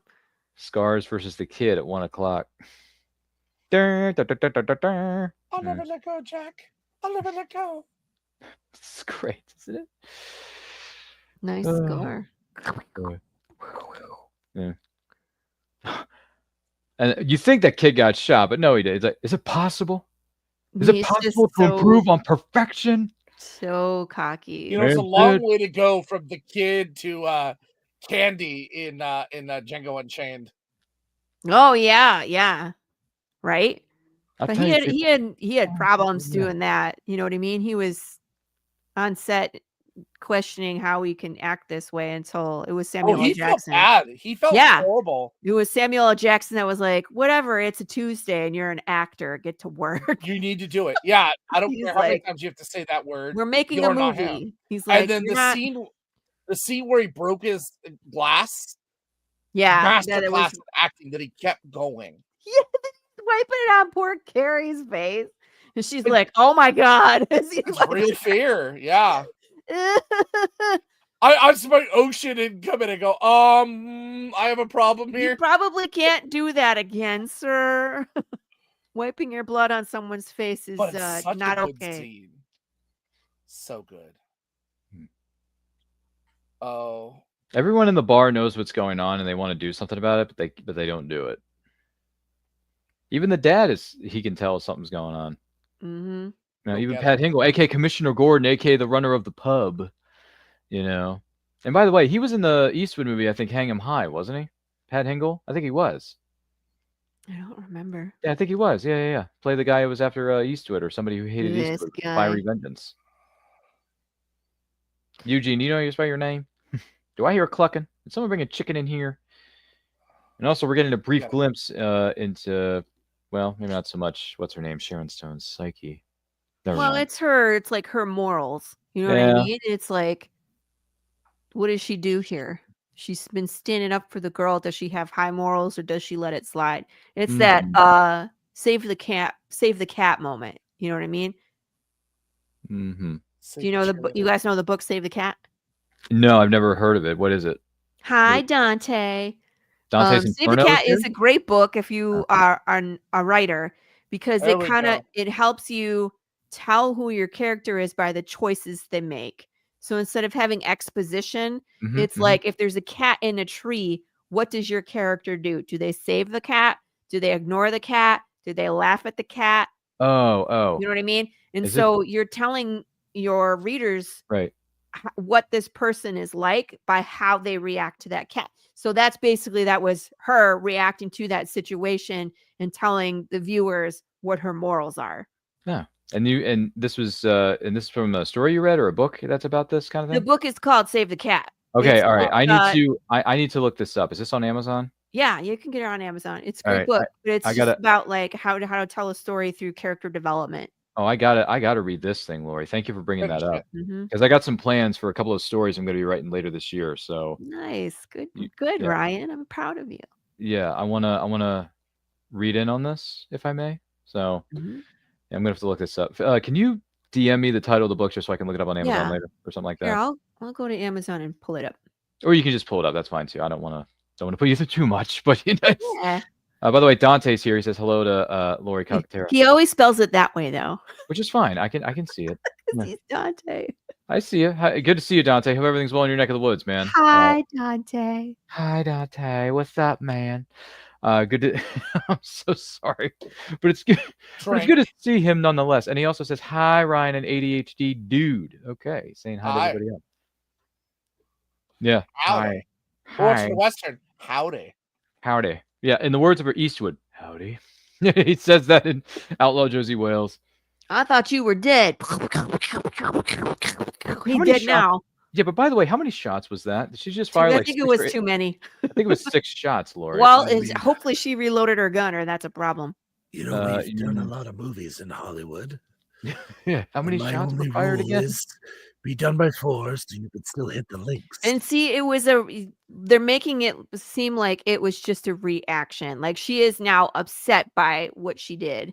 And now here's all your vultures stealing all his crap, including his teeth. Gold teeth. I want his gold teeth. Are there any gold teeth in Path of the Pale Rider? Probably not. Nobody has any teeth in the... No, there are teeth, but I don't think there's any gold teeth. But we do have skull tattoos, which is cool. Thank you. I was wondering if you were going to bring that up or not. The skull tattoos? Yeah. I don't mean the tattoos of skulls. I mean the undead that have part of their skull showing actually tattoo it. Yikes. Okay. Well, that's once again, these are images going to be ratsy. Ratsy. By the way, Dante says Big James Inferno is my cousin. Stop it. Okay.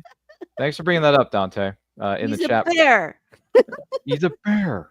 Is he a big bear, though? Bear. Is he a big bear? How big is the bear? He's big. He's a big bear. Okay. You're like a big bear, man. That's a line from another movie.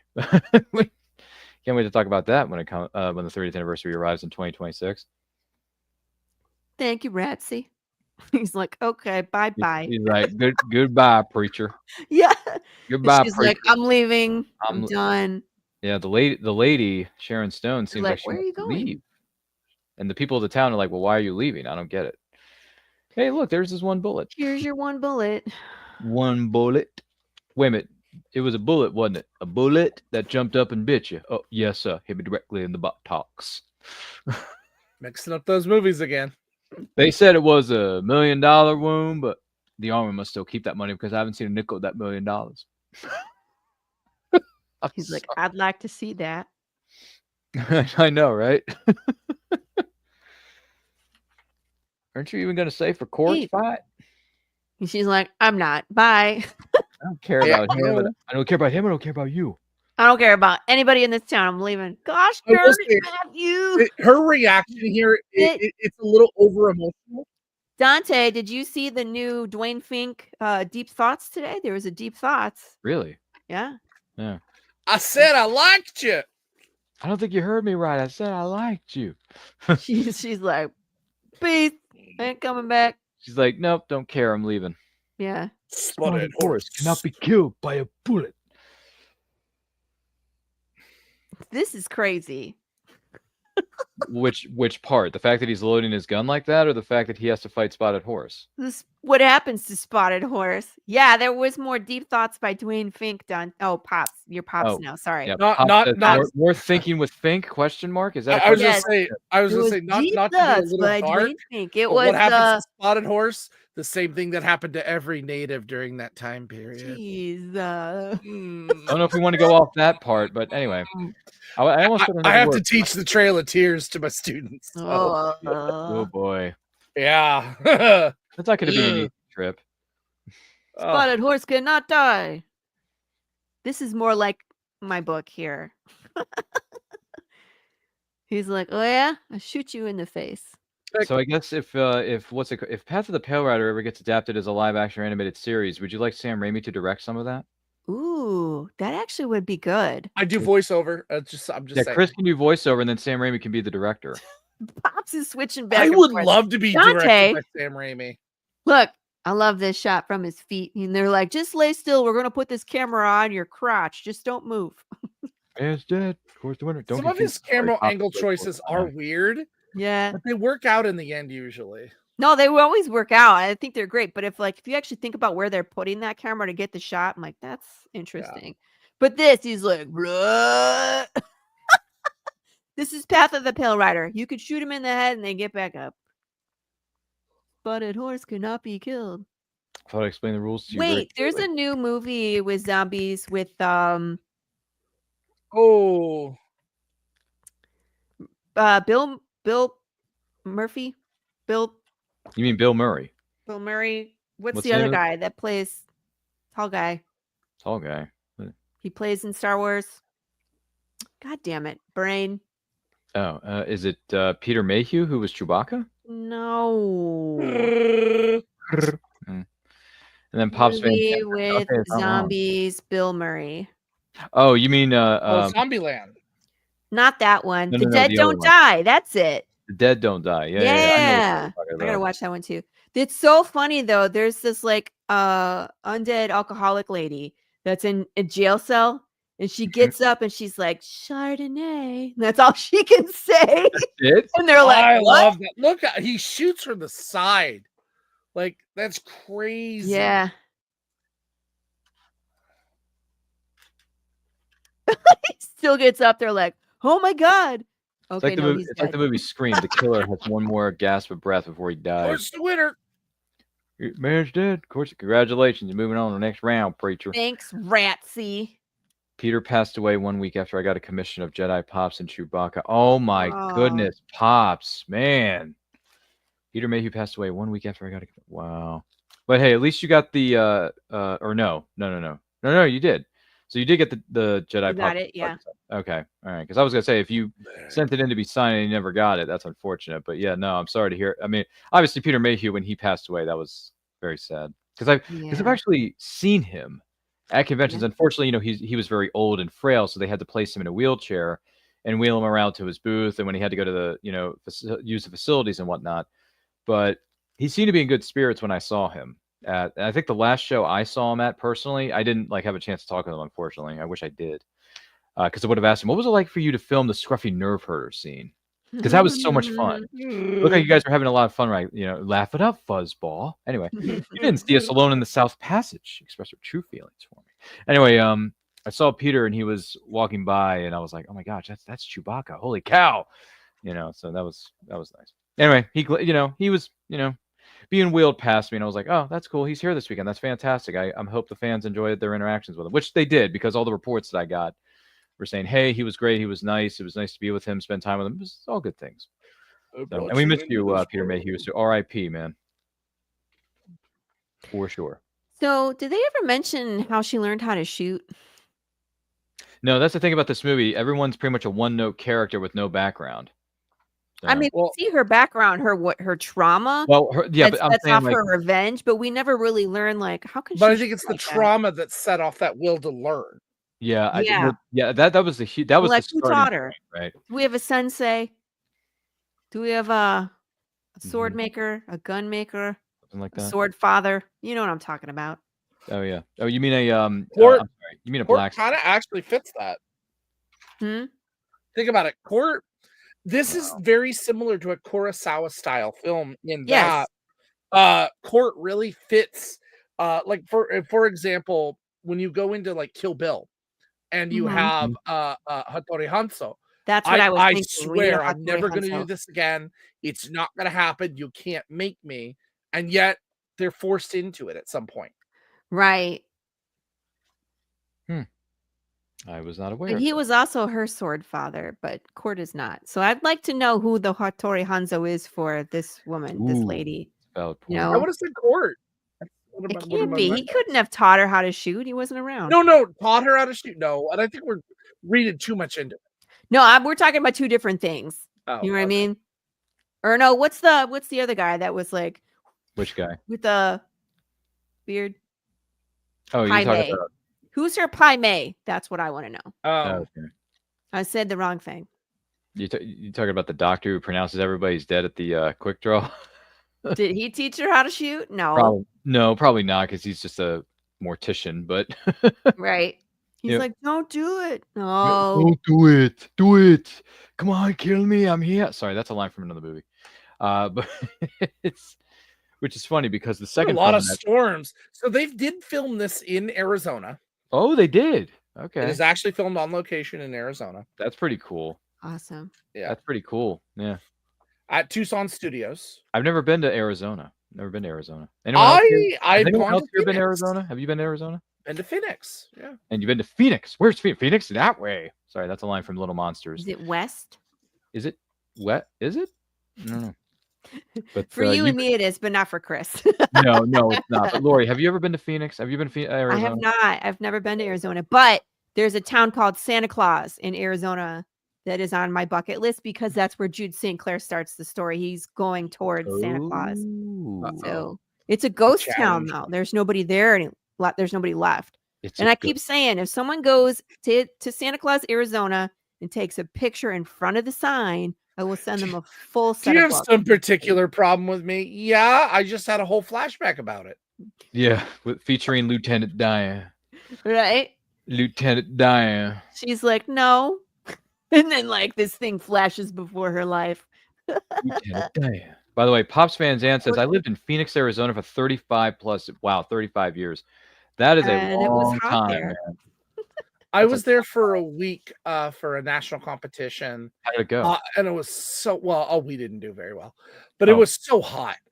So hot. But I did get to go to my first Major League Baseball game. Went to a Diamondbacks game. Really? It was fun. Yeah, that was the year the Diamondbacks went to the World Series. If I were in Arizona, I would like to go to a Diamondbacks game at one point. It is a nice. Don't joke. Look at this part where he's like, "I know you guys are talking about me, you a-holes." You are going to fight. Nobody walks out of this contest. Nobody's right.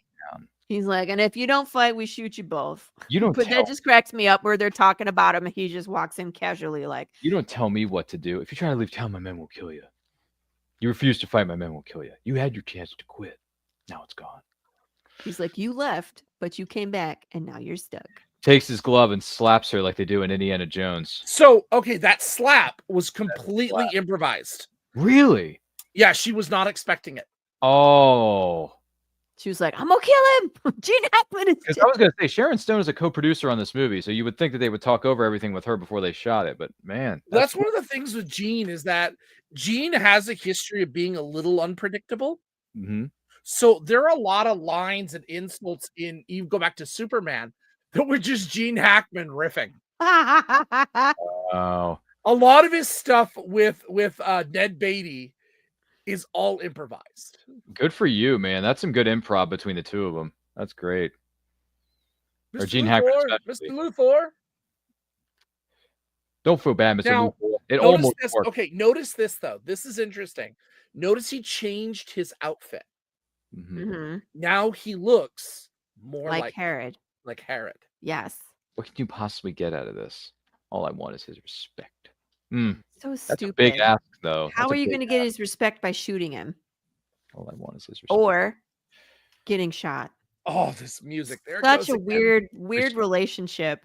Yeah. By the way, one of the best things about this movie, I do agree with you on this one, Chris, is Alan Silvestri's score. I think it's fantastic. Mm-hmm. You like the score, Lori? I mean, I think it's pretty. It's a really good Western. Like, I can easily see some of the characters in your story walking down the empty streets or going into a fight, whatever it may be, with this music being played. Now, I want to mention something. Yeah. We have our comic book, but we also have a choose your own adventure book that's in the same world where you get to put on the hat and boots and you walk around this Path of the Pale Rider world. You run bounties, but at the end of the book, small spoiler, you get to do a shootout. Like you get to go wait for the clock to chime, and you get to you have to guess which way to go to beat your opponent. And if you win, you get to live in just like infamy. As he walks up, it's this very hero triumphant. Yes. And you're like, is he gonna do it? Like, this is such a tense moment in the movie, right? It's like, oh God, I really don't want this kid to die. And Herod's such a bastard, he would do it, right? Gunfight is in the head. This kind of like solidifies Herod's villain status. You know, what makes him invincible is because all you think he is. He's right. There's some good psychological lines being thrown in this movie too. So maybe 5 years ago he was the fastest, but time catches up with everyone. He's just a little bit slower than he used to be. Mm-hmm. And as for myself, would you believe it? I just reached my peak. It's got 2 guns there. 2 is always better than 1. By the way, do not wear them if you're drunk or you will kill your feet. It's not those ones. You can't. Oh, I know. I might use that line. Sam Raimi. Woo! There's the camera angle. See the angles there? It's like he had to do it differently every time. Oh. But Herod got shot in the neck, though. He did. And he falls down, too. That was so fast. But then he falls down, and it's like, oh, shoot. Yeah, because Leo's like, damn, that was fast. And he shoots him right in the gut. It's in his stomach, so he's bleeding out. Yeah. And Herod can survive. It was a flesh wound. Yep. Herod is like, am I alive? I think he got himself like, am I dead? Am I okay? Arnold said this in a movie. I don't know what movie it was, but Arnold, someone he was speaking with in a scene, he's like, "You shot me." He's like, "Stop being such a you know what?" And he's like, "You shot me. It's just a scratch." Yeah. Like Arnold, I don't know what movie that was in, but the way he says it is so hilarious. It was just a scratch. It's just a scratch. So like True Lies or something. Oh, and there it is. No, I don't want to die. This is the part of this movie, right, that really gets to people. And he's like, he's shot. He was in like shock for the first 3 seconds, and now he realizes what's coming. He's gonna die. And for a moment, Herod didn't want it. He did not want this. Right. He told him. He warned him, don't do this. You've made your point. But he reveals his true character right here. Because he could have shot him somewhere else. He's Herod. Yeah, he could have shot him in the He could have shot him in the arm. And the arm would have been nice, because then it would have been a flesh wound. He did die kind of fast for See, look at this. He's justifying it. He was never proven he was my son. Right. So what a bastard, right? Yep.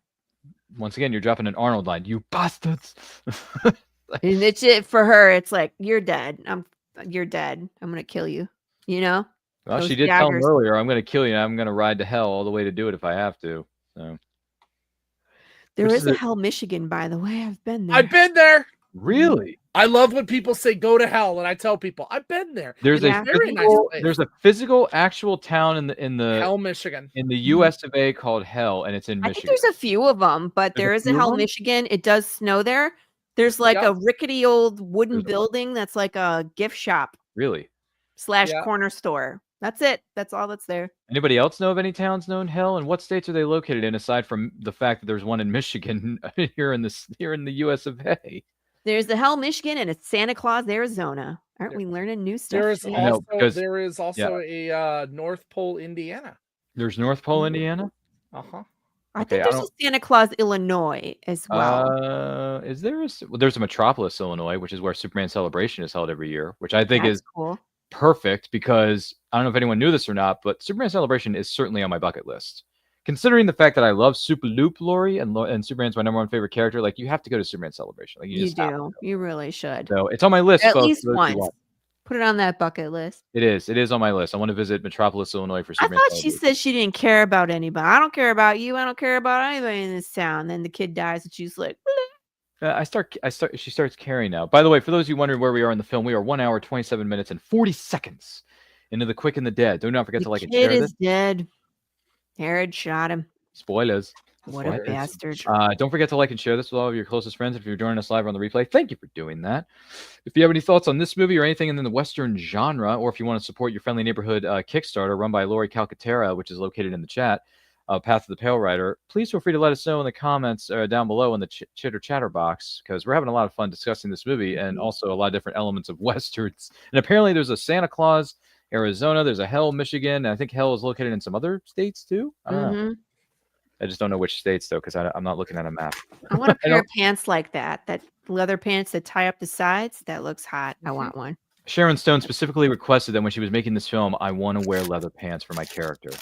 Did she really? Yeah. She have any from the costumes in Basic Instinct? Since the very beginning, she wanted to, it's Chris, get off your high horse. But she wanted to wear leather pants, and she also said that what was it? Oh, here's another fun fact about Sharon Stone in this movie. She met her love interest, a boyfriend of hers, on the set while making this movie. Who? I forget his name, but he was one of the production guys on set. I don't remember his name. Because in an ET interview, the interviewer says, "Hey, we heard you met someone. Tell us about it." Oh yeah, it was great. It was wonderful. Like she's all happy-go-lucky in the interview talking about this movie when she was promoting it. I mean, as you should be, but at the same time, I'm thinking, Sharon, you're acting very strange. If you look up her ET interview during the promotional circuit for Quick and the Dead, look it up. It's an interesting interview.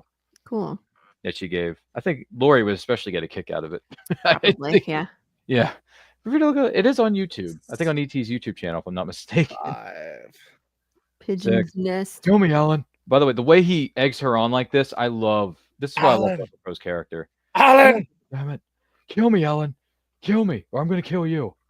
Please. Don't make me do this. Don't make me do it. Don't make me do it.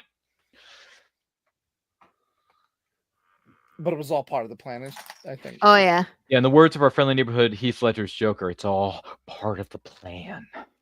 You know? And of course, he's in on it, right? He's like, "Oh, did you?" I think he has to be. Yeah. That's why she left, and she was like, "If I go back, we burn this shit down, right? We burn it down." And of course, he's part of it. Where he's like, "She's dead." Oh Jesus! Get back, you vultures! Get back! Roberts Blossom, so like understated acting, and I've only known him for 2 movies, even though he's done probably 6 billion in his career. Yeah, let's look that up. I want to see. Yeah, Roberts Blossom is his name, if you're wondering. It's Roberts Blossom. So he did Home Alone 1, he did Quick and the Dead, and he's got to be in like 65, maybe 150 other films. It says American poet and actor. Poet is first. And then I didn't know he was a poet. Wow. Did anyone else know he was a poet? Because I didn't. No. Damage his hand. Oof. Rules say tomorrow. I'll even let you name the time. Dawn. It's a great time to have a gunfight at dawn, right? Right, ladies and gentlemen? That's a great time to have a gunfight. Let's do it at dawn as the sun's coming up. Oh, that's what I remember. I'm like, I know him from something more than this. Oh, really? It's Home Alone. Well, yeah. He was the scary neighbor with the big shovel. Yeah. That's where I recognize him from. Yep. He's been in a ton of stuff. Yeah, he's been in like probably hundreds of movies. Ratsy. Oh, we don't like you. Yeah, but Ratsy beat his hand. Did you know Ratsy is just terrible. Ratsy broke the rules. Ratsy. I mean, if your name is Ratsy, are you a good person? By the way, my favorite line from him in the whole movie, Lori, is when he says, "That concludes the lessons for today." Oh, and of course, Herod is going to cheat. He's not cheating. He's just cleaning his gun. No, but he had Ratsy break his hand. No, Ratsy, no, because that's right. No, he shoots Ratsy because of that. He was like, "I was just helping," and he's like, "How would you do what you told me to, Mr. Herod?" Yeah. See what I did there? See, I can do voiceover for some of your. He was in The Great Gatsby too. Wow, the original Slaughterhouse 5. Roberts Blossom. The new Gatsby. Yeah. No, Robert Frost was in the original movies. I was like, the newer one? No. The musical? 1974, the old one. You know, there's the OG with what's his name? Broadway Robert musical Redford. for Robert Gatsby. Redford, I think, was Gatsby in the original. Yes. I rather like the newer one better. Yeah, I like the Leo Really? DiCaprio I one. didn't see it. Oh, well, you might Didn't want see to it. sit down and watch it one day. I mean, again, with the reboots. Put a cat. Me No, too, don't call reboot. it that, because it's better. Just give it a shot, Lori. You might like it. Maybe. I want to see new Come on, stuff. Christmas Carol's been redone a million times. We don't call it a reboot every time it's done. I also don't watch all those either. She doesn't, because Lori's very particular about what she watches. Because Well, she and I I don't have a ton of time. I mean, like, I got the kids and I Look got at my you. own I don't have my any own time. thing that I do. So it's like I have very little time. You're an and artist. So I really need to have the drive, the need to go see a movie before I spend the time to do it. I think I'm grateful my kids have taken an interest in movies and art with me. So. Yeah, man. Yeah. I'll tell you, you, and this is the thing about being a parent, right? It's great power, but with great power There comes great responsibility. Lori. So, Oh, Spider-Man. You got this, though.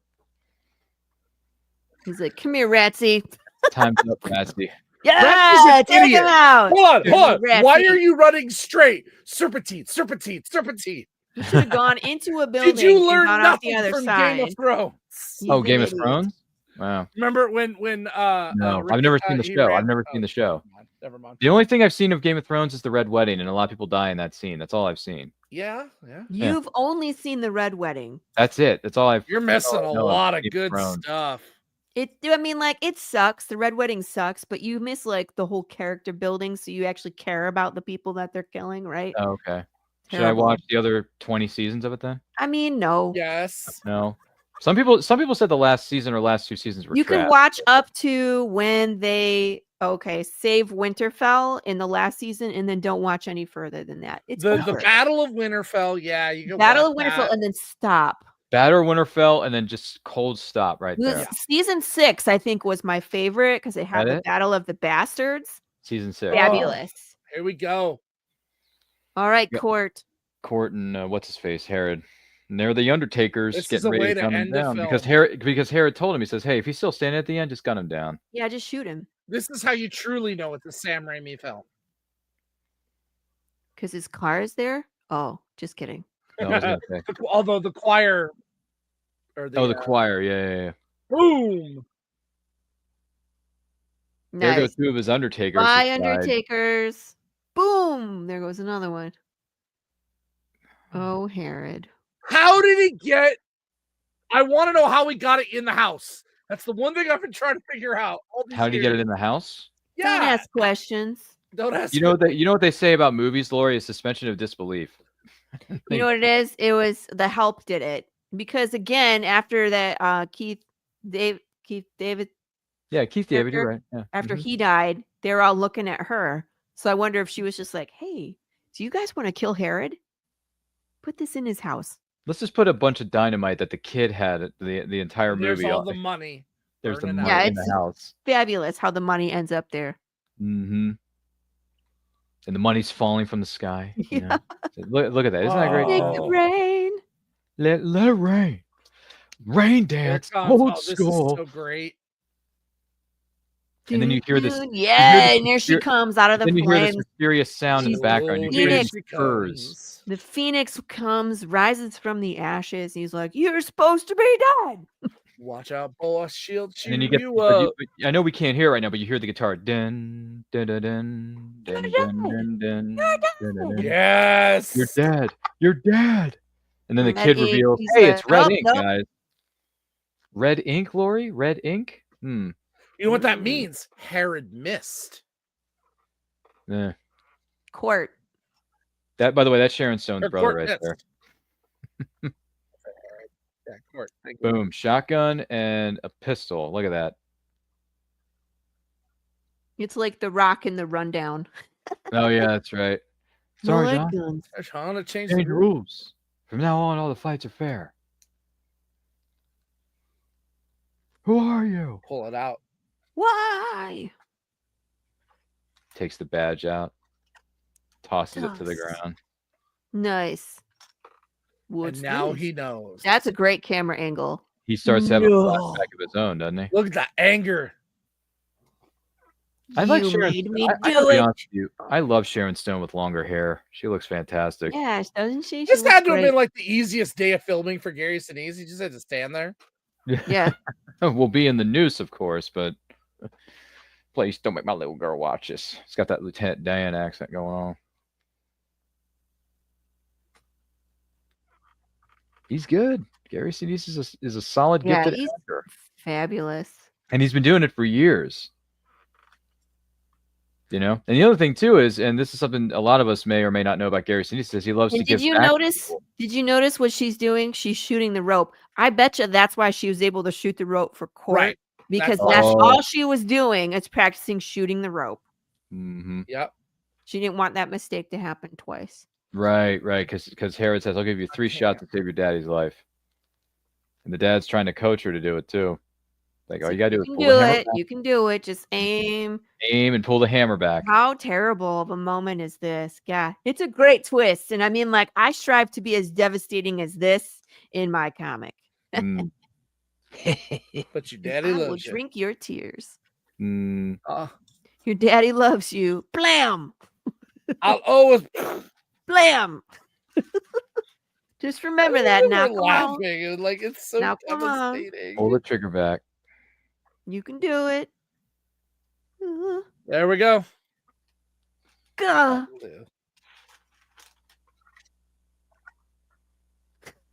Herod, what a bastard. Herod That's says, close enough. Yeah, it's close enough. You got to the rope. And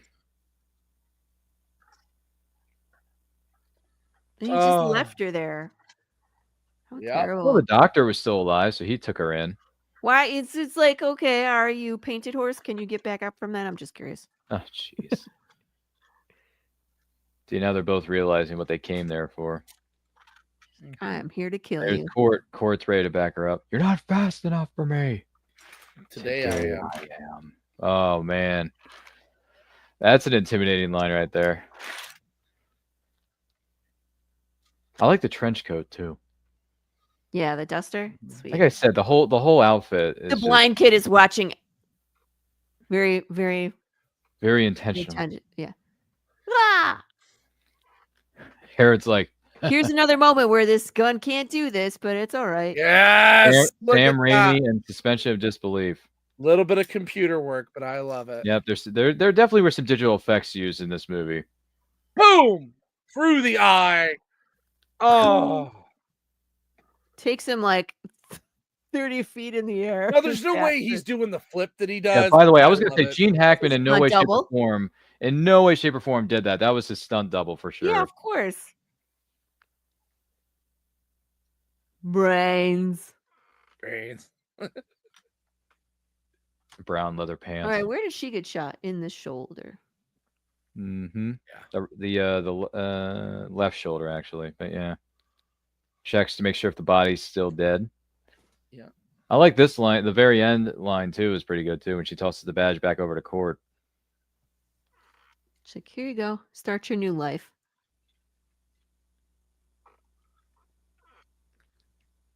That was a very Clint Eastwood The law line. come back to town. The laws come back to town. See, and does this not feel Sergio Leone too? Yeah, it does. Time? Mm-hmm. Yeah. Because of the Puts whistling. the hat on the hat. Oh yeah, put that hat on. And the Ennio Morricone type score that Sylvester brings in. That's the spaghetti western right there. Mm-hmm. Yeah. And then she rides off into the sunset. She accomplished her mission. She did what she came there to do. Now, there is a scene in our issue number 5 that resembles that town. I'm just saying. There's a few more bugs, but it's on fire, and it's great. Oh, really? So good. Yeah. Every time.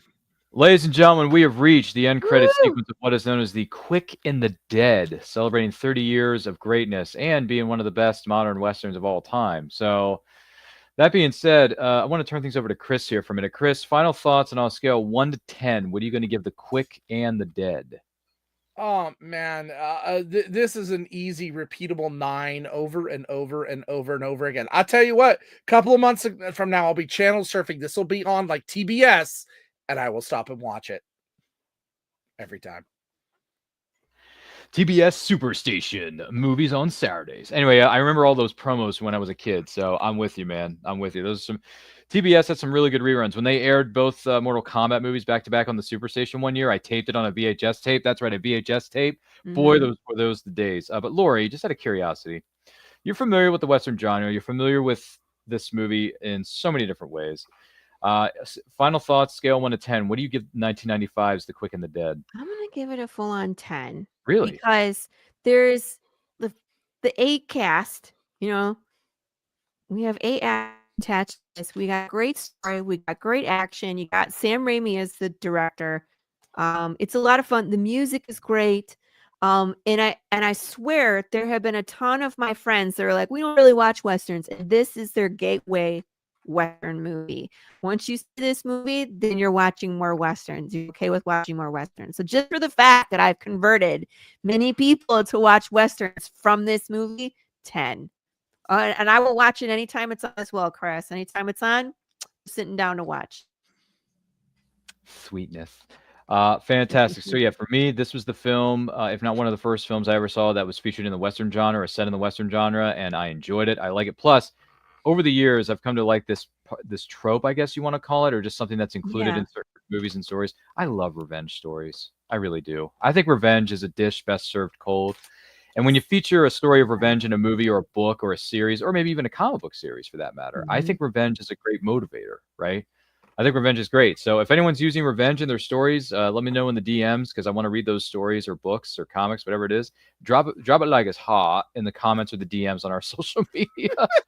I love that you said that like Forrest Gump would say, I'm dropping it like it's hot. That's right. Yeah, life is like a box of Westerns. You never know what you're going to get. Anyway, so this movie it's fun. It's solid. It's got the North American film debut of Russell freaking Crowe, who just 5 years later would get all the Oscars for Gladiator. Are you not entertained? That was another great movie. When's that one happening? Came out in 2000. Fun fact, which is crazy. That movie turns 25 this year. 25. Yeah. If anyone's a Gladiator fan, feel free to check it out. It's been around for a while. I have not done Gladiator 2 yet. Yeah, I've heard mixed reviews on it too. I haven't read it. I just haven't watched it. I've heard mixed reviews on it. A few people liked it. Some people hated it. I don't know. I mean, it's got Denzel in there, which is nice, but that doesn't mean it's a great movie. Who knows? But I love Denzel. Though. Nothing against Denzel. No, I love Denzel. No, I like him in a ton of movies, but he's getting old already to be doing that kind of stuff. Man. He's getting old. He's getting old. But anyway, The Quick and the Dead is a solid 8 Harrison out of 10. Ford. Yeah, well, he's the president, but he deserves to be the president because he was a great president back in 96, 97, 98. Get off my MC. Give me my family back. Yeah, he was like, get off my plane. And he killed Where's Commissioner my family? Gordon. Yeah, where's my friend? Yeah, it's great. So if you haven't seen Air Force One with Harrison Ford, check it out. But in the meantime, if you're not familiar with the Western genre, you're not familiar with, old school genres of filmmaking such as Westerns, feel free to check this out. This is a good entry point for anybody. To be perfectly honest, and Lori would agree with me on the same point. So 8 out of 10, check it out. Quick and the Dead. It's streaming on Disney Plus. # not a sponsor of this show, but it is on streaming services around the world, and it is available on Blu-ray and DVD. And I'm proud to say I own this film on all 3 formats: Blu-ray, DVD, and digital. That's how much I like this movie. So you're welcome, America. So with that being said, thank you for joining us. This has been a lot of fun. So don't forget, movie watch along 2nd, 3rd, and 4th Fridays every month, 7 p.m. EST. Don't miss anything, because the next one we're going to be doing on February the 21st is going to be for the 40th anniversary of The Breakfast Club. So don't you forget about it. Yeah, so don't you forget about it. That's right. Yeah, don't you forget about it. And don't forget about me either, because I'm the host of this show. Forget about it. Yeah, Simple Minds, folks. Simple Minds. Look it up. It's a great song. Doesn't everybody remember that? You too remember that. It's great. It's great. It's wonderful. So join us. It was like the most song of 85. Well, it was. The 80s had some of the best music / soundtracks of all time. So let's give The Breakfast Club and John Hughes their due, right? Absolutely, because that's the power of love. There he goes again. There he goes. Well, ladies and gentlemen, join us for that. And also check out all the great things we're doing here at Anti-Quote Channel. I'll talk to you about those in a moment. But Chris, for the love of Pete, man, for the love of Pete, if someone wants to know more about you and your fondness for film and television, all those good things, where can they follow you, Chris, on social media? Check out my partner's podcast channel, Page Turners. They were not on YouTube, and all of the other Spotify and yada yada Pandora probably. I don't know. Satellites. I don't know. You can find it. Page Turners That We're Not, and aren't specifically my Star Trek podcast on Page Turners That We're Not. Random Trek, where we take a look at a random episode from the Star Trek universe. And once a month, we take a look at movies like The Quick and the Dead, and a movie that this guy's going to look at later this month, The Hunt for Red October. We just reviewed that. Yes. And so, yes, I love The Hunt for Red October. So yeah, check us out. Page Turners They Were Not. Judge you my size, do you? Anyway, fantastic. We love Yoda. We love references. Thank you, Chris, for being here. I'm going to talk to you again momentarily. Lori Calcaterra from the great state of Texas and the president and CEO of Western Fans Anonymous. Lori, if someone wants to know more about you and your obsession with Westerns and zombies and apocalypses and all kinds of weird stuff, where can they follow you? It's all good stuff. And yes, please follow me on social media. I'm on Facebook. I'm on Instagram. I'm on Threads, Blue Sky, X, TikTok. Gosh, I got them all, guys. I got a YouTube channel where you can watch myself do antics and host shows. I have a podcast every Tuesday called the Tuesday Morning Brew here on the Madness Comic Network. It's the Madness Entertainment group at this point.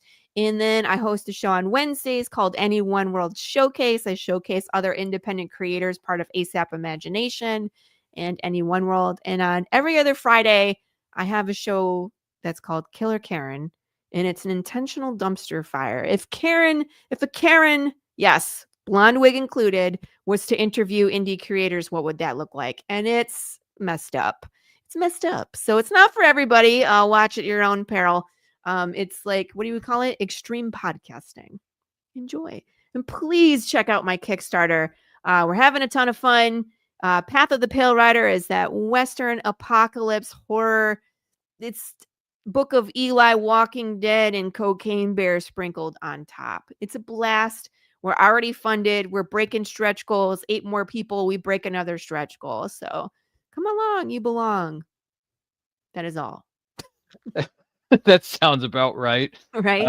And I like your nickname, Gunslinger Calcaterra. That's a Thank good one. you. You need to print that on a shirt or something. Yeah, it's for real. Yeah, we gotta make things happen for you, Lori, for sure. I'm going to talk to you here again momentarily if you're able to stick around. But my name is Ryan Devane. I coach channel. Follow me on Twitter and Instagram, personally at RyanRPM5. You can check us out across all forms of social media. We're on Facebook. We're on Facebook, YouTube, Instagram. We are on Instagram, so check us out there. We're also on TikTok. Apparently, TikTok is still roaming free through the land.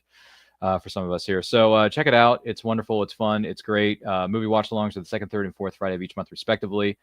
The Meeting of Phantoms on the first Friday of every month. All those programs are at 7 p.m. EST. And I Quote is on Saturdays at 12 p.m. EST. And I Quote, the flagship show where we interview some of the best indie creators from around the world. Lori has been a guest on our show in the past. We hope to bring her back again soon. So, Lori, if you're never not busy and running 60,000 Kickstarters like your sister in arms, Carissa is, please feel free to sign up and be a guest again, because we like hanging out with you, and you bring a lot to the table, and your love of Westerns is palpable. She just loves Westerns so much, it's irresistible. Anyway, I'm so sorry. I'm getting a little ahead of myself. But thank you so much for being here. I also do another show on the Madness Entertainment Group. It's going down tonight, Friday, 11 p.m. EST. I'm going to have indie writer and publisher Jim Beard is going to be on with me from Flinch Books. That's going to be a lot of fun. So check that out on the Madness Entertainment Group. Yeah, you guys got the new names swinging in there now, so pretty good stuff, right? Am I right? I think I am. Also, we're aiming towards 5,000 subscribers. Once we do, we'll throw a great big live stream celebration that will include special giveaways that you, the incredible viewer or subscriber, is going to be eligible to win. Also got merch, we got hoodies, we got shirts, we got stickers, we have coffee mugs, we have stationery, all that good stuff. Links are in my link tree and in our social media bios, all that stuff. Everything is on sale right now, so check it out. There's something for everybody and something for each season of the year, respectively. So with that being said, thank you all for joining us once again. This has been a lot of fun. Thank you to both our panelists for being with us. And happy 30th anniversary to the entire cast and crew of The Quick and the Dead.